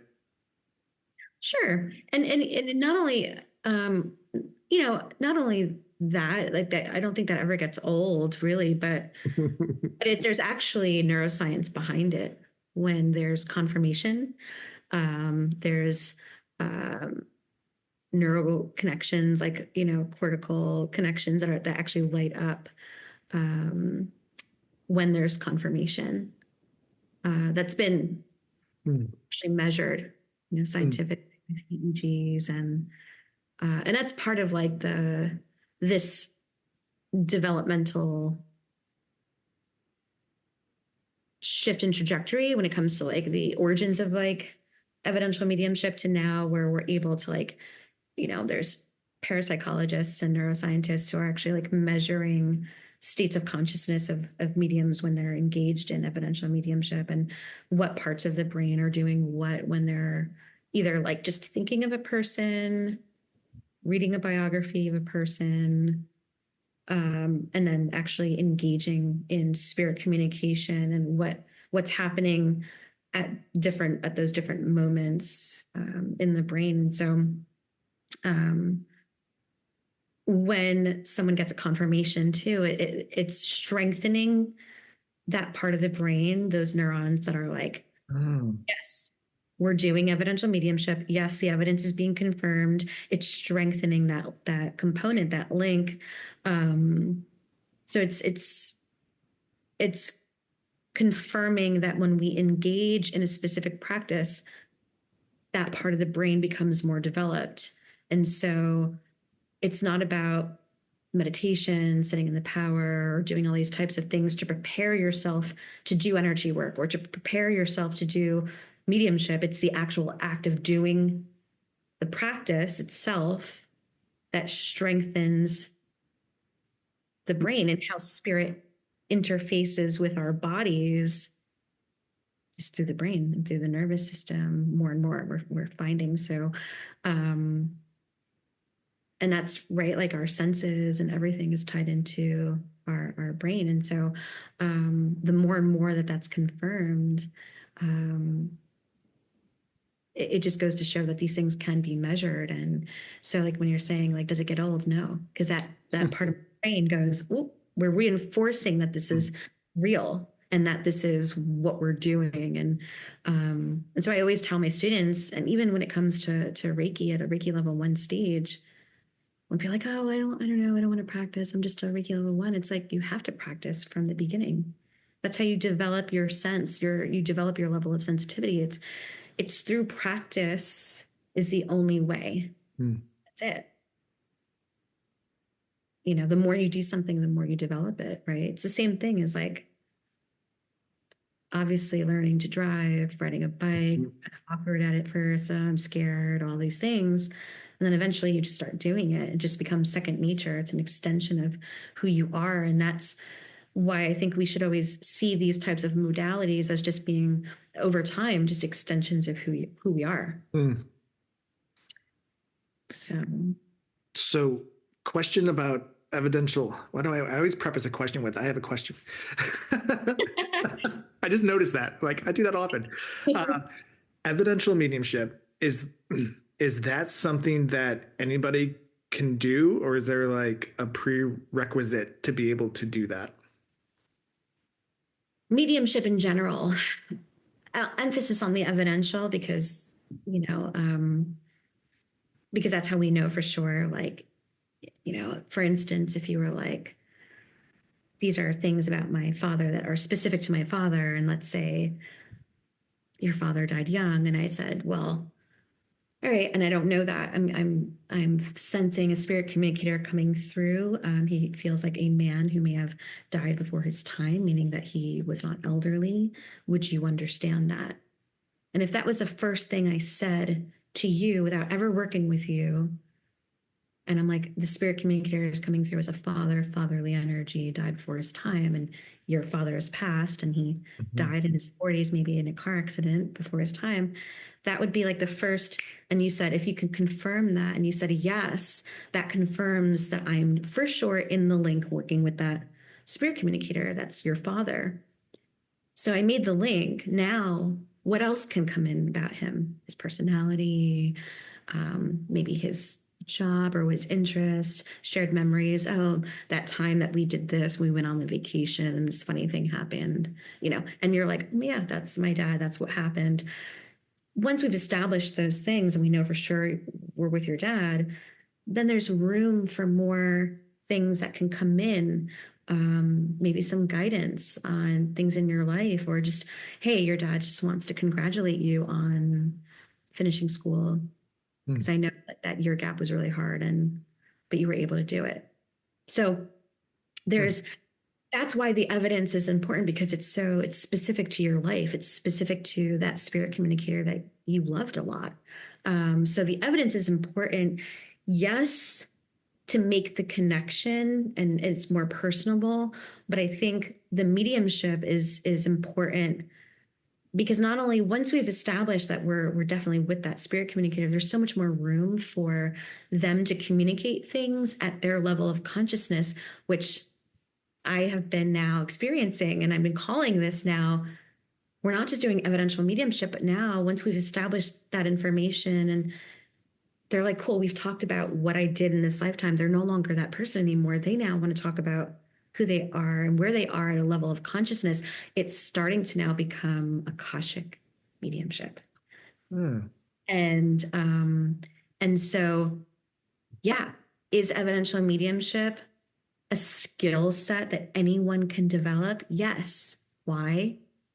Because whatever we bring our intention and attention to, which is something that my mentor Marie has taught me, that's something that we develop. It's a skill set, and because we're human, living we're human beings, but we all come from the same divine source.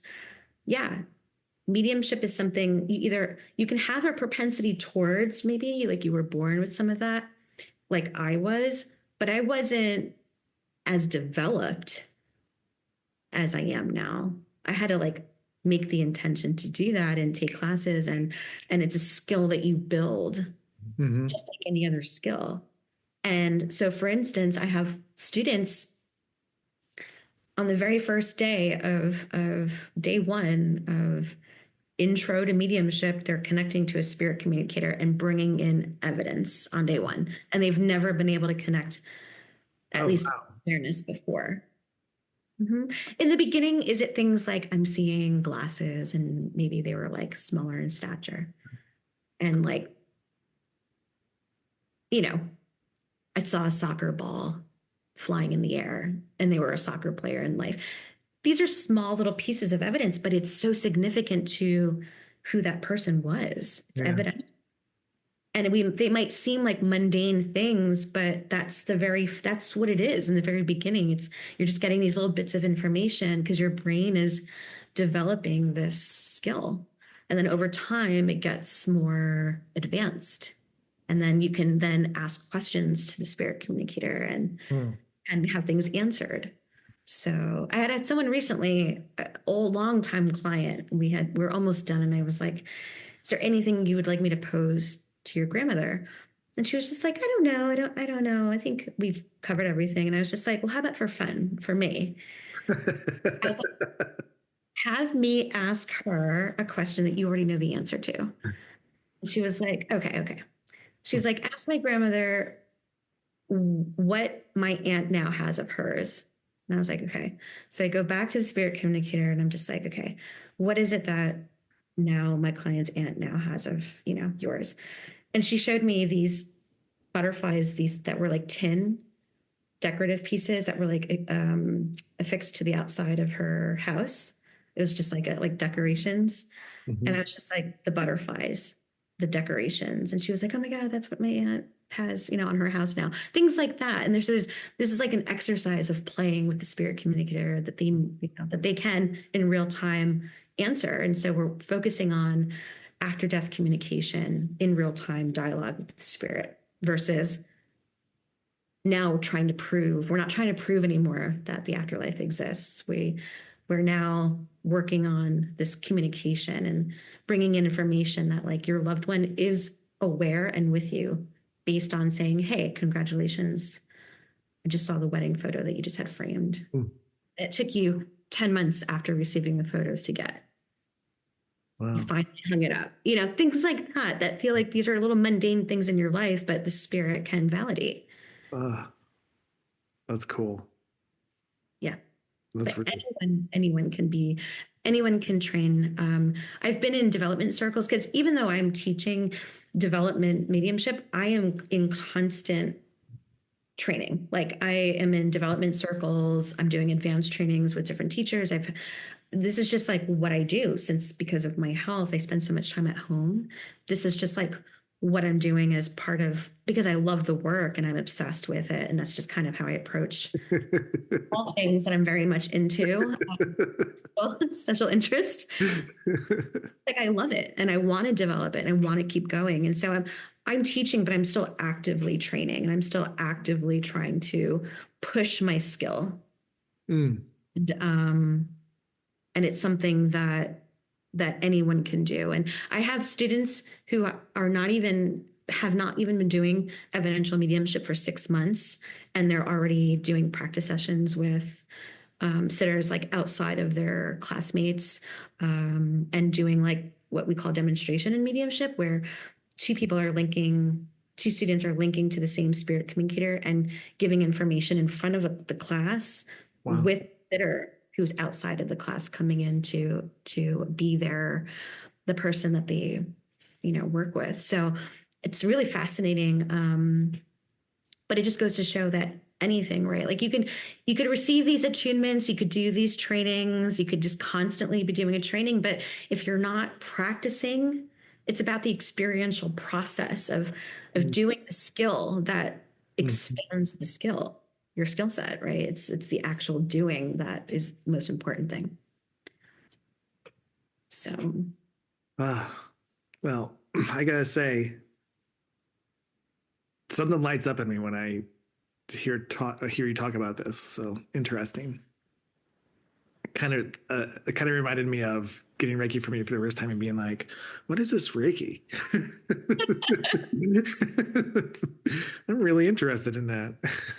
and like, well, what is Reiki, right? We're just bringing our attention to this subtle energy that we all interact with and work with, and I think that a lot of the times bringing your awareness to the spirit world in that way, working with energy in that way, is just like the precursor sometimes for people to then go into mediumship. It's just like a natural kind of trajectory, because it requires you to bring your attention and focus to the thing that you're doing, which is the energy work, right? If you can do that, you can do mediumship. You're already going into intentional trance states when you're doing energy work, when you're doing meditation, and that's all you need. Oh, that's cool. Trance state equals spirit communication. Yeah.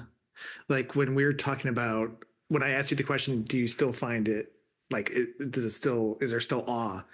I asked that partly because even just our session that we just did, when you said that you had connected to, that there is some sadness and grief that you're moving through, regarding things shifting in your life, like that awe comes in me because I was like, oh my God, I was feeling that and sensing that when I was working on your arms. So it's what you're saying is this very similar / same thing.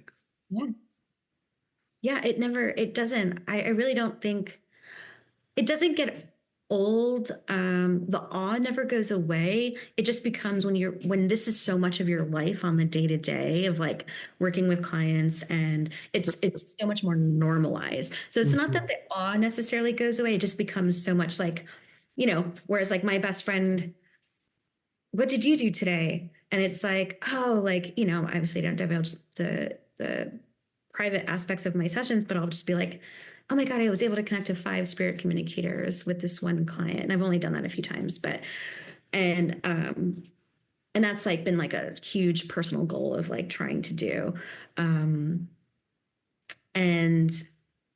Or like that 8-hour training for the demonstration of, I've only done demonstration a few times online, but it's only been with maybe 5, 6 people. And it was years ago. And I just haven't been doing that.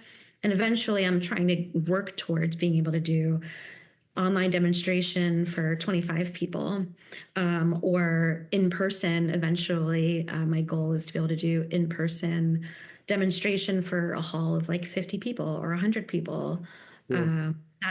That's my goal for mediumship. And if I have to sit down while I do it, I'll sit down. It's okay. So look, there's been throughout history, we look at Hildegard, right? We look at Edgar Casey. In Evidential Mediumship, there's Eileen Garrett, who was an incredible physical medium in the early 1900s. And so many different people have been chronically ill and have been incredible people that interface with spirit. And I'm not sure. I think I'm just like in this place of if this is how things are going to be, I'm going to try to accept that. It's just an interesting place that it's this weird place of being like, oh, like aware of this fragility of life or fragility of this body. But I'm doing some of the best work of my life while also managing, and navigating some of these some of these things. And so if that means I just have to accommodate myself and take more breaks, sit in front of an audience instead of stand and moving around, I'll do it. I'll just figure it out. But look at Edgar Casey. I mean, he was laying down and practically sleeping doing his work. So sounds great. What a great job. Exactly. But it really, it's so important for me to, affirm your work, because right now, even just talking as we're wrapping up, like I'm still feeling like this is going to be unfolding for me next, beyond our session, right? It's just like, I feel like there's probably going to be more perspective shifts and that sense of hope that I was saying that has been feeling kind of distant from me lately. I can tell that that's going to start reweaving a few things for me. And it's nice because my birthday is in a few weeks, so I kind of need it. Amazing. Yeah. How's your energy right now? I have another question for you. Yeah. Actually, I have two questions if you got it in you. Yeah, I'm okay. The first one is, well, I'll say both questions so that they're out. One is why do people come to you seeking, what's the biggest reason or the most common reason people come to you for a mediumship session? And two, can you talk a little bit about the Akashic realm? Because I'm curious about that in a little more detail. Well, 1 second. yes. I know that you might be able to hear Leah. I didn't introduce her, but Leah's snoring. Hey, Lee. This is my friend Jillian's dog.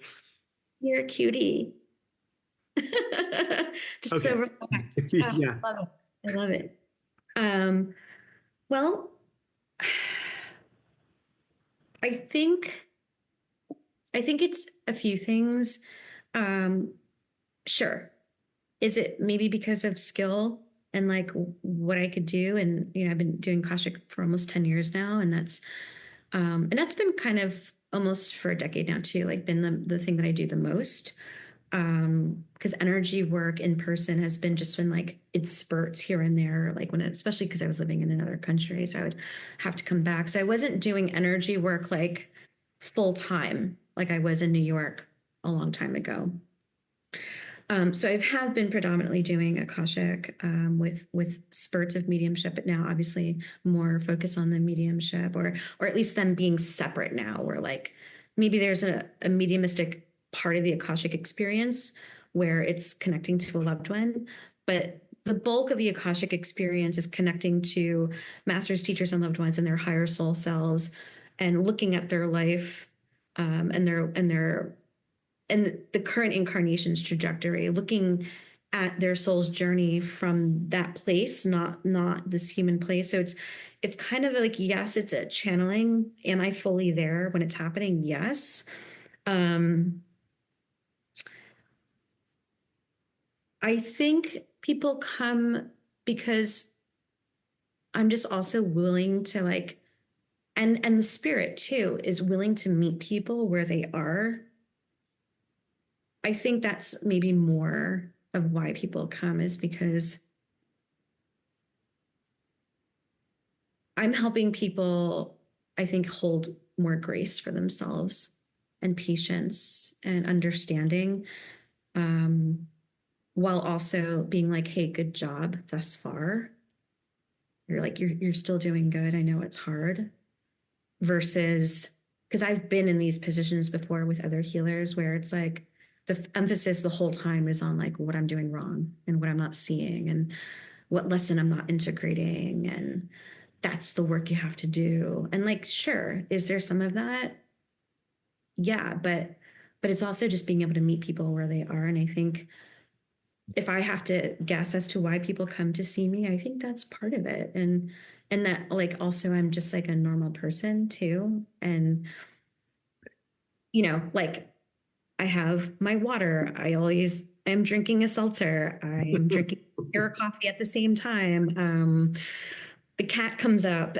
I think like as much as it could be maybe high octave work that's happening, and yes, there's like a seriousness to it and like a reverence, but like I'm reaching people also simultaneously, like from my heart and from my humanness too, simultaneously.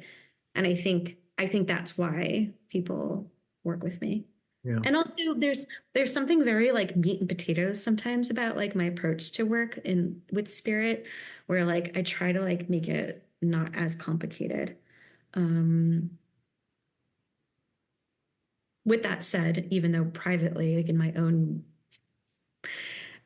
I like complicated ritual, but that's just for my own self. But for others, I work with people who have also like don't know what this stuff is. Like Mm. I work with a lot of practitioners or kind of have an understanding of the Akashic, but I also work with people who come into this who are like, I've never even had a reading before. They've never even had like tarot, which feels like more commonplace and kind of Right. accessible. And so I have had to like develop it in a way where I've had to ask the spirit world to like help me to give information to someone in a way that like they can digest it and understand it too. So Are these people that are like the people you just described, are they coming because they want to connect with a, a loved one that's passed away? Is that like their initial, or is it more? Is it like help me through it's with from this the situation Akashic, I'm in? yeah, from the Akashic space, it's more of like a help me, but it's like it's with this knowing that they're connecting with intelligences, right? Um, in the Akashic field, and it's like coming from this spirit held place, and like coming for guidance from their own intelligences that they're connected to, right? And then in mediumship, yes, it's about connecting more with their loved ones. Hmm. There can be advice and some suggestive things that come in a mediumship reading as well. Spirit's never going to like tell you what to do. Like, well, if you don't, my grandmother said, well, if I don't do this, this is going to, it's nothing like that. It's more that they lovingly will suggest things to you that you probably have already had on your mind, but they're going to give you that like, support that you need to follow through with that thing. So it's already like something that you've had in mind. It's not like they're going to say, something coming from like a fear-based place of, well, if you don't honor me and light this candle for 10 days, your whole life's going to derail, things like that. That's not what it is. It's just more of like loving support and guidance. But yeah, in evidential mediumship, the point, yes, is to connect to a loved one that's passed. Mm-hmm. Whereas in the Akashic, it's a whole other bag of things. It can be archetypal supports. Again, these intelligence are not limited, whereas in evidential mediumship, we're just connecting to those who have crossed over. Hmm. Oh, literal once human, Yes. and then okay. Mm-hmm. What does it look like, feel like when you are connected to the Akashic realm? Ooh,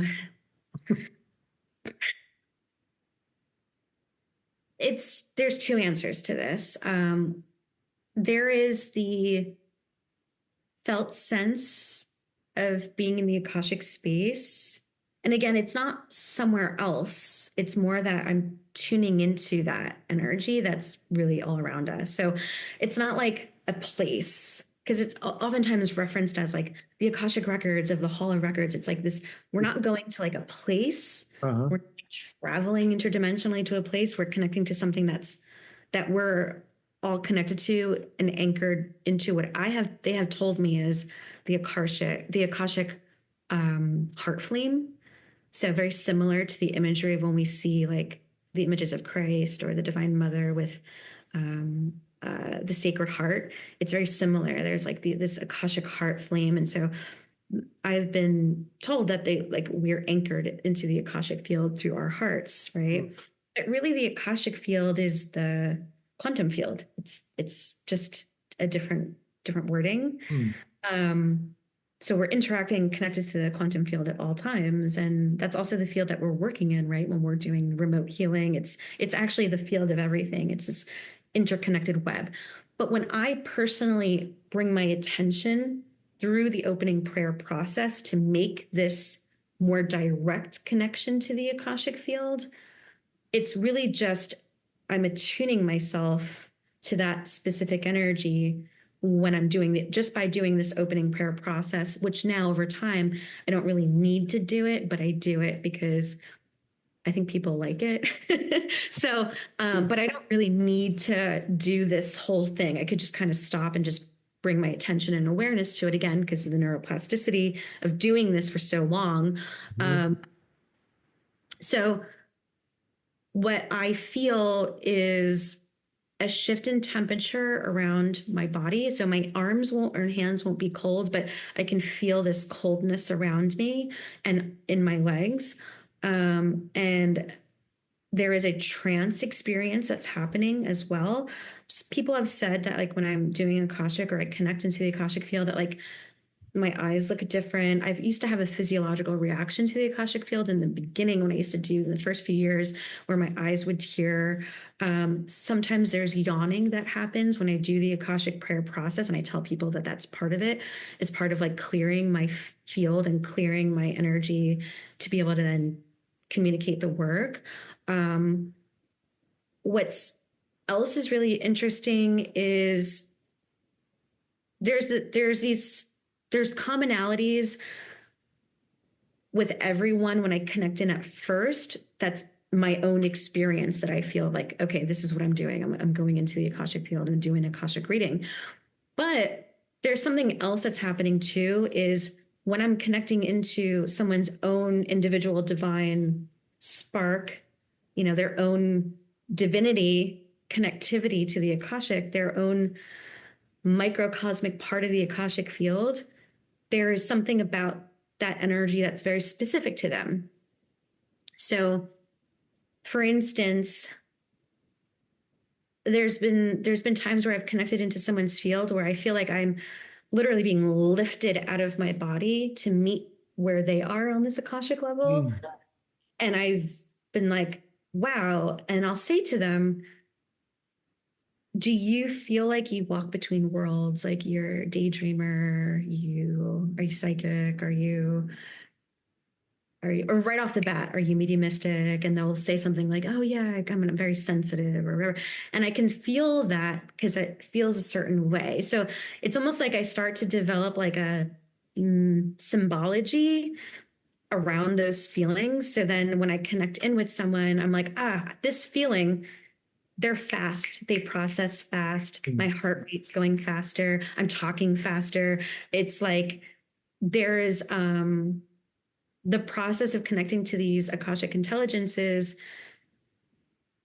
while I'm in that like trance state. Sometimes there's like a physicality that can happen too. It's almost like this happens in mediumship too. It's like a partly physical mediumistic experience. There's also like a physical Akashic experience where I'll be like, I can really feel this tightening in my solar plexus, but it's really how I'm feeling it is this tightness in my diaphragm. And I could say that's my sign and symbol for like they're dealing with trauma or anxiety, and I can feel it in that way. So Spirit and I kind of have developed a little of these like, I know this before. I know this feeling, and this is something that I've seen before. And I always tell people like it's not a psychic reading. While psychic components can be part of it, we're really connecting to this higher plane consciousness and getting their perspective on what it is that you're moving through. And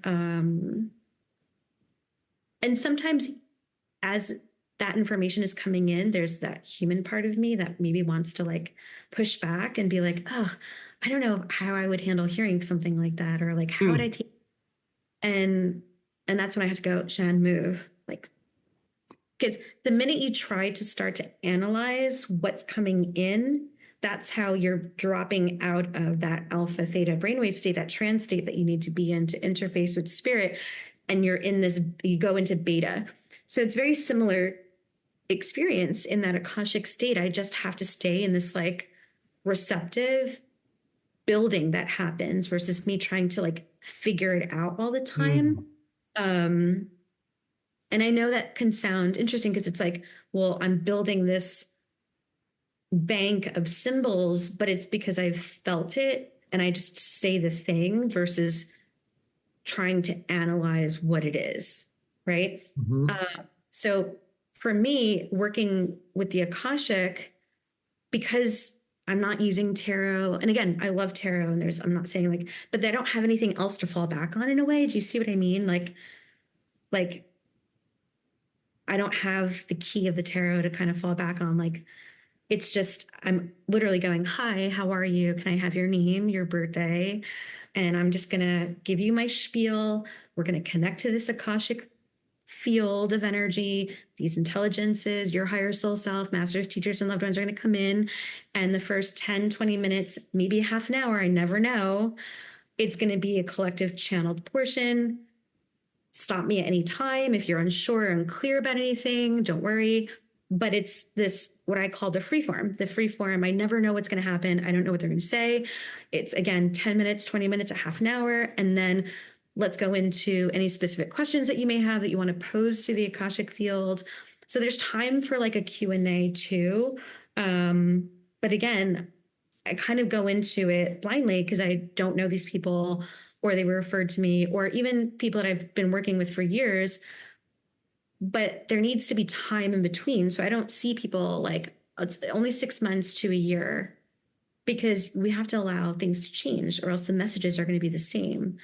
And so it requires a lot of trust. When I first started doing the Akashic or being interested in the Akashic, I spent the first 6 months reading this pathway prayer that from Linda Howe and her book that I never finished. I just opened the prayer and started doing it. And I would fall asleep every single time I would open my Akashic records, and I'd be so pissed. Like hours would go by and I'd be like, I need dinner. Like, what the hell just happened? Like I would just go out. And it happened, and I'd be like, well, what's even going on here? I don't even know. And this happened for like 6 months. And then finally one time I opened the records and they were just like, okay, you're ready. Practice with 5 people and then just throw this on your website and just do it. So I never like took a class on Akashic records, nor did I finish Linda Howe's book on Akashic records. And what they told me was that you had to be asleep for 6 months because we were like recalibrating and working on you to like get you to this place to be able to do this. And here I was annoyed like for months. Anytime I try to, I feel like nothing's happening. It required me to be offline for this process. And that's what I did. I practiced with 5 people that I knew, some like clients and then the friends and stuff. And then I just put it on as a service and I did it. And I had only had one Akashic experience with Courtney Cook, who's still an Akashic practitioner, and she's amazing. I had a reading with her in her apartment in Brooklyn, and it completely changed my life. I walked out of there knowing, I was like, I'm going to do this work. I had no prior even awareness about that before even seeing her. It was like someone told me about the experience and I was like, Akashic records, this feels like something I need to do. I book in with her and it was it. That was like, it completely changed my life. And yeah, it's different. It's just a different turn of the dial frequency wise than mediumistic. Because Linda Howe in her book says mediumship doesn't happen in the Akashic records. And I actually was just like right away, like, that's actually not true, because I connect mediumistically in the Akashic records all the time for people. But it would be like towards the end of the reading, I'd be like, if anyone in spirit should come in for you, I'll just give you that message. And it would be like a few minutes versus like now intentionally doing mediumship readings for a full hour, you know? But yeah, And it's interesting because my Reiki experience is very similar. I was just attuned by a good friend of mine who was a massage therapist who had been a Reiki practitioner for a few years. She just attuned me, never did a training, like never had a class. I had to like learn through experience and reading books. And my boss at the time when I was working in this at the spa in New York, she was just like, great, we'll just put you on the schedule for Reiki. And I learned by working with people right away. So I didn't everything modality wise has kind of been that way, except this is the first time in my life where I'm like really working with teachers and developing my mediumship, and it's been a really cool experience for me. And it's cool to have like mentors, and similarly to my Western mysteries during COVID, I felt like Naha Armandi was like my first real teacher in my life, who I was really learning the Western mystery path from, and her knowledge and her training and her school. And I mean, I was just so blown away by the vastness of her, and her being this like what I felt like was this like real modern day wisdom keeper. And so it's only been in like the later part of my career and in my personal path of as a spiritual person that in my 40s, late 30s, 40s, that I'm like experiencing actual teachers in my life now. And where I kind of have always been very like everything's been very insular and like singular. My path has been very like alone and solitary. And I've only had to work with spirit. And now I get to have this teacher experience. Um, it's been amazing. So a whole new world. That's Yeah. so great. I really enjoy listening to you talk. Your knowledge and articulation of it, and excitement for it. I see why you're a teacher as well. That's a thing. Like, Cool to listen to.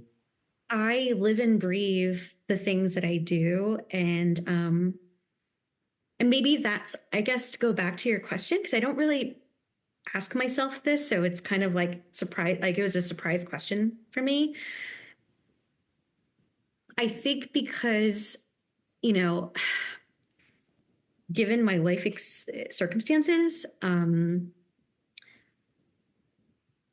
I've gone years without like very like serious relationships. I don't want to say like I'm ministerial in any way. I'm not trying to say that, but I think because I've lived sort of like that, or like I don't have a family. I don't have like a strong immediate family that like takes a lot of my life. Like my parents were gone when I was little. I've been very much on my own. I'm not married. I don't have children.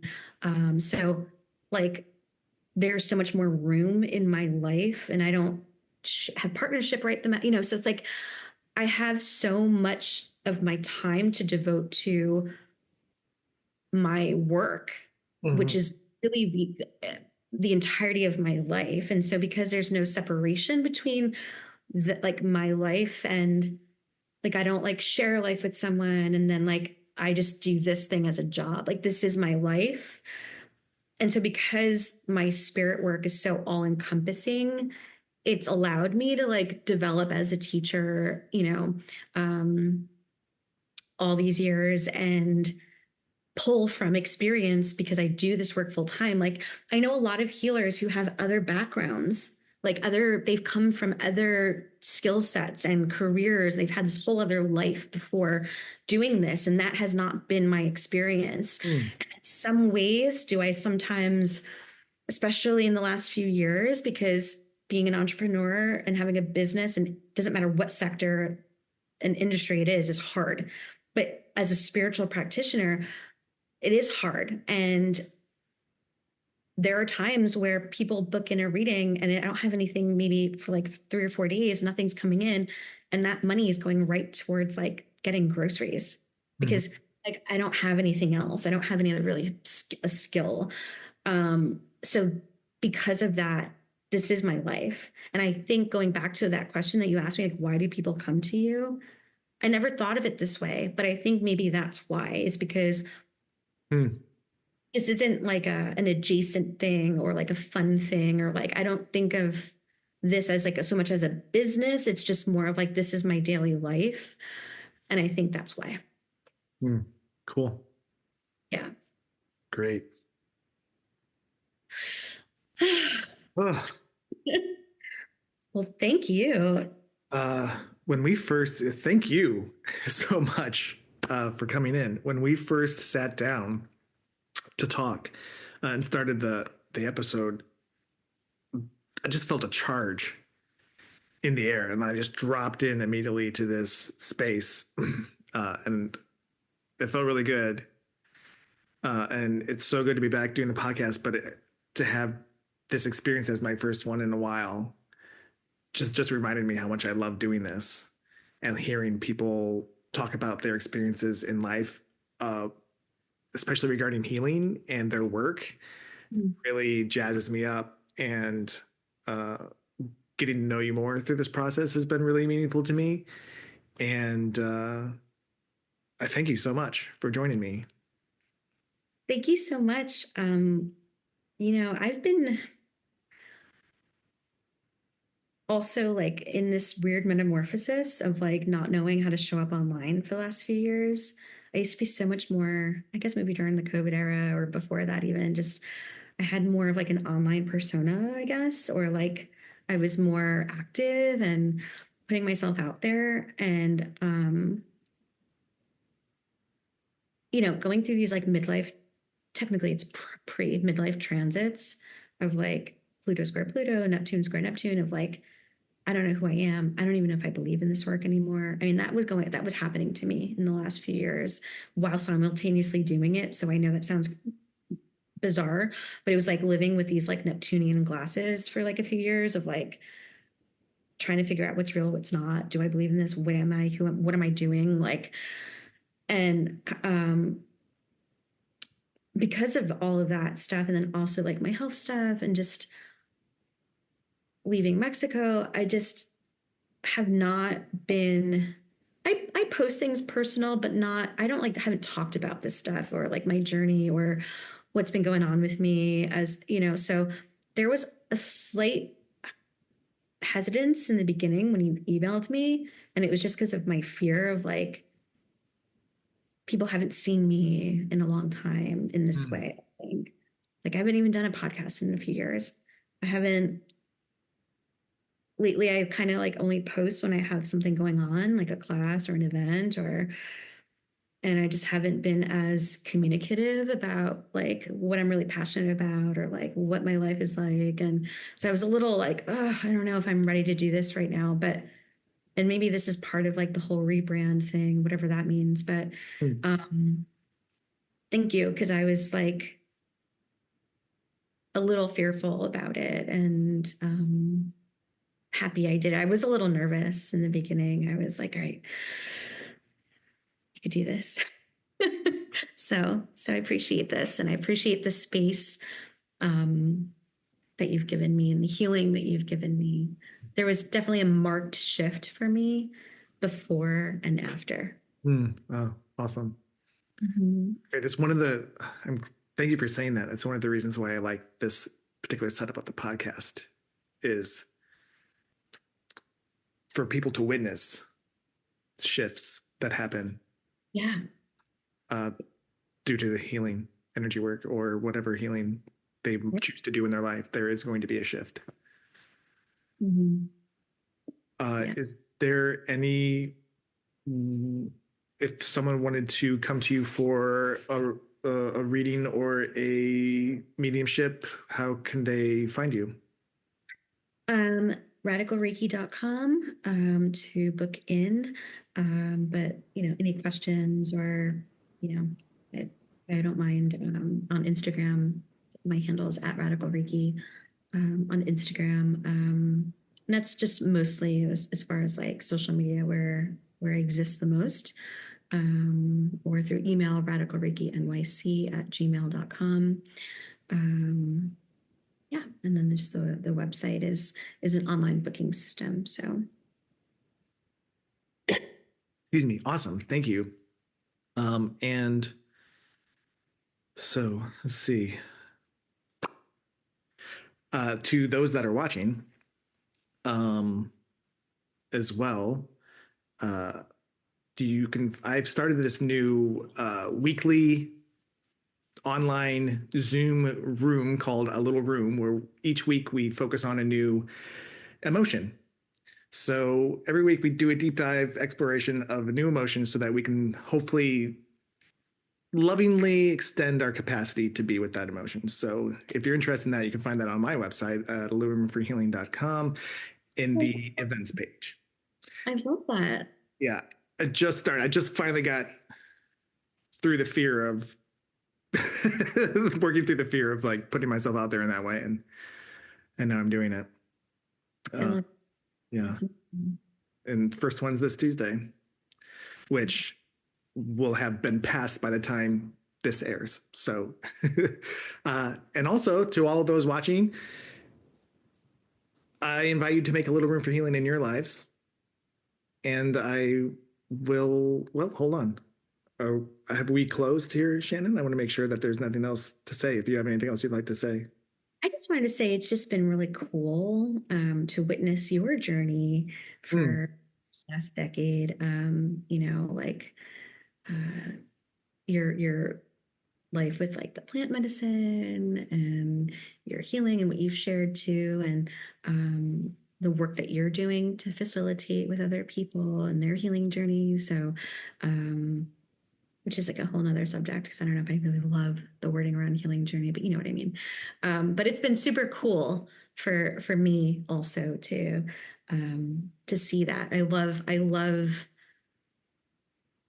being able to witness people from where they kind of started, at least in my awareness of their healing, by working together. So it's been super cool, and I'm very excited to see not only how far you've come, but also where you're going next and what you're doing, and just being asked and being part of this podcast experience.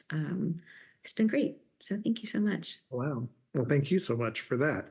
That feels really good to hear. Okay. With that, we will close officially. And I will again invite those watching or listening to make a little room for healing in your lives. And we will see you next time.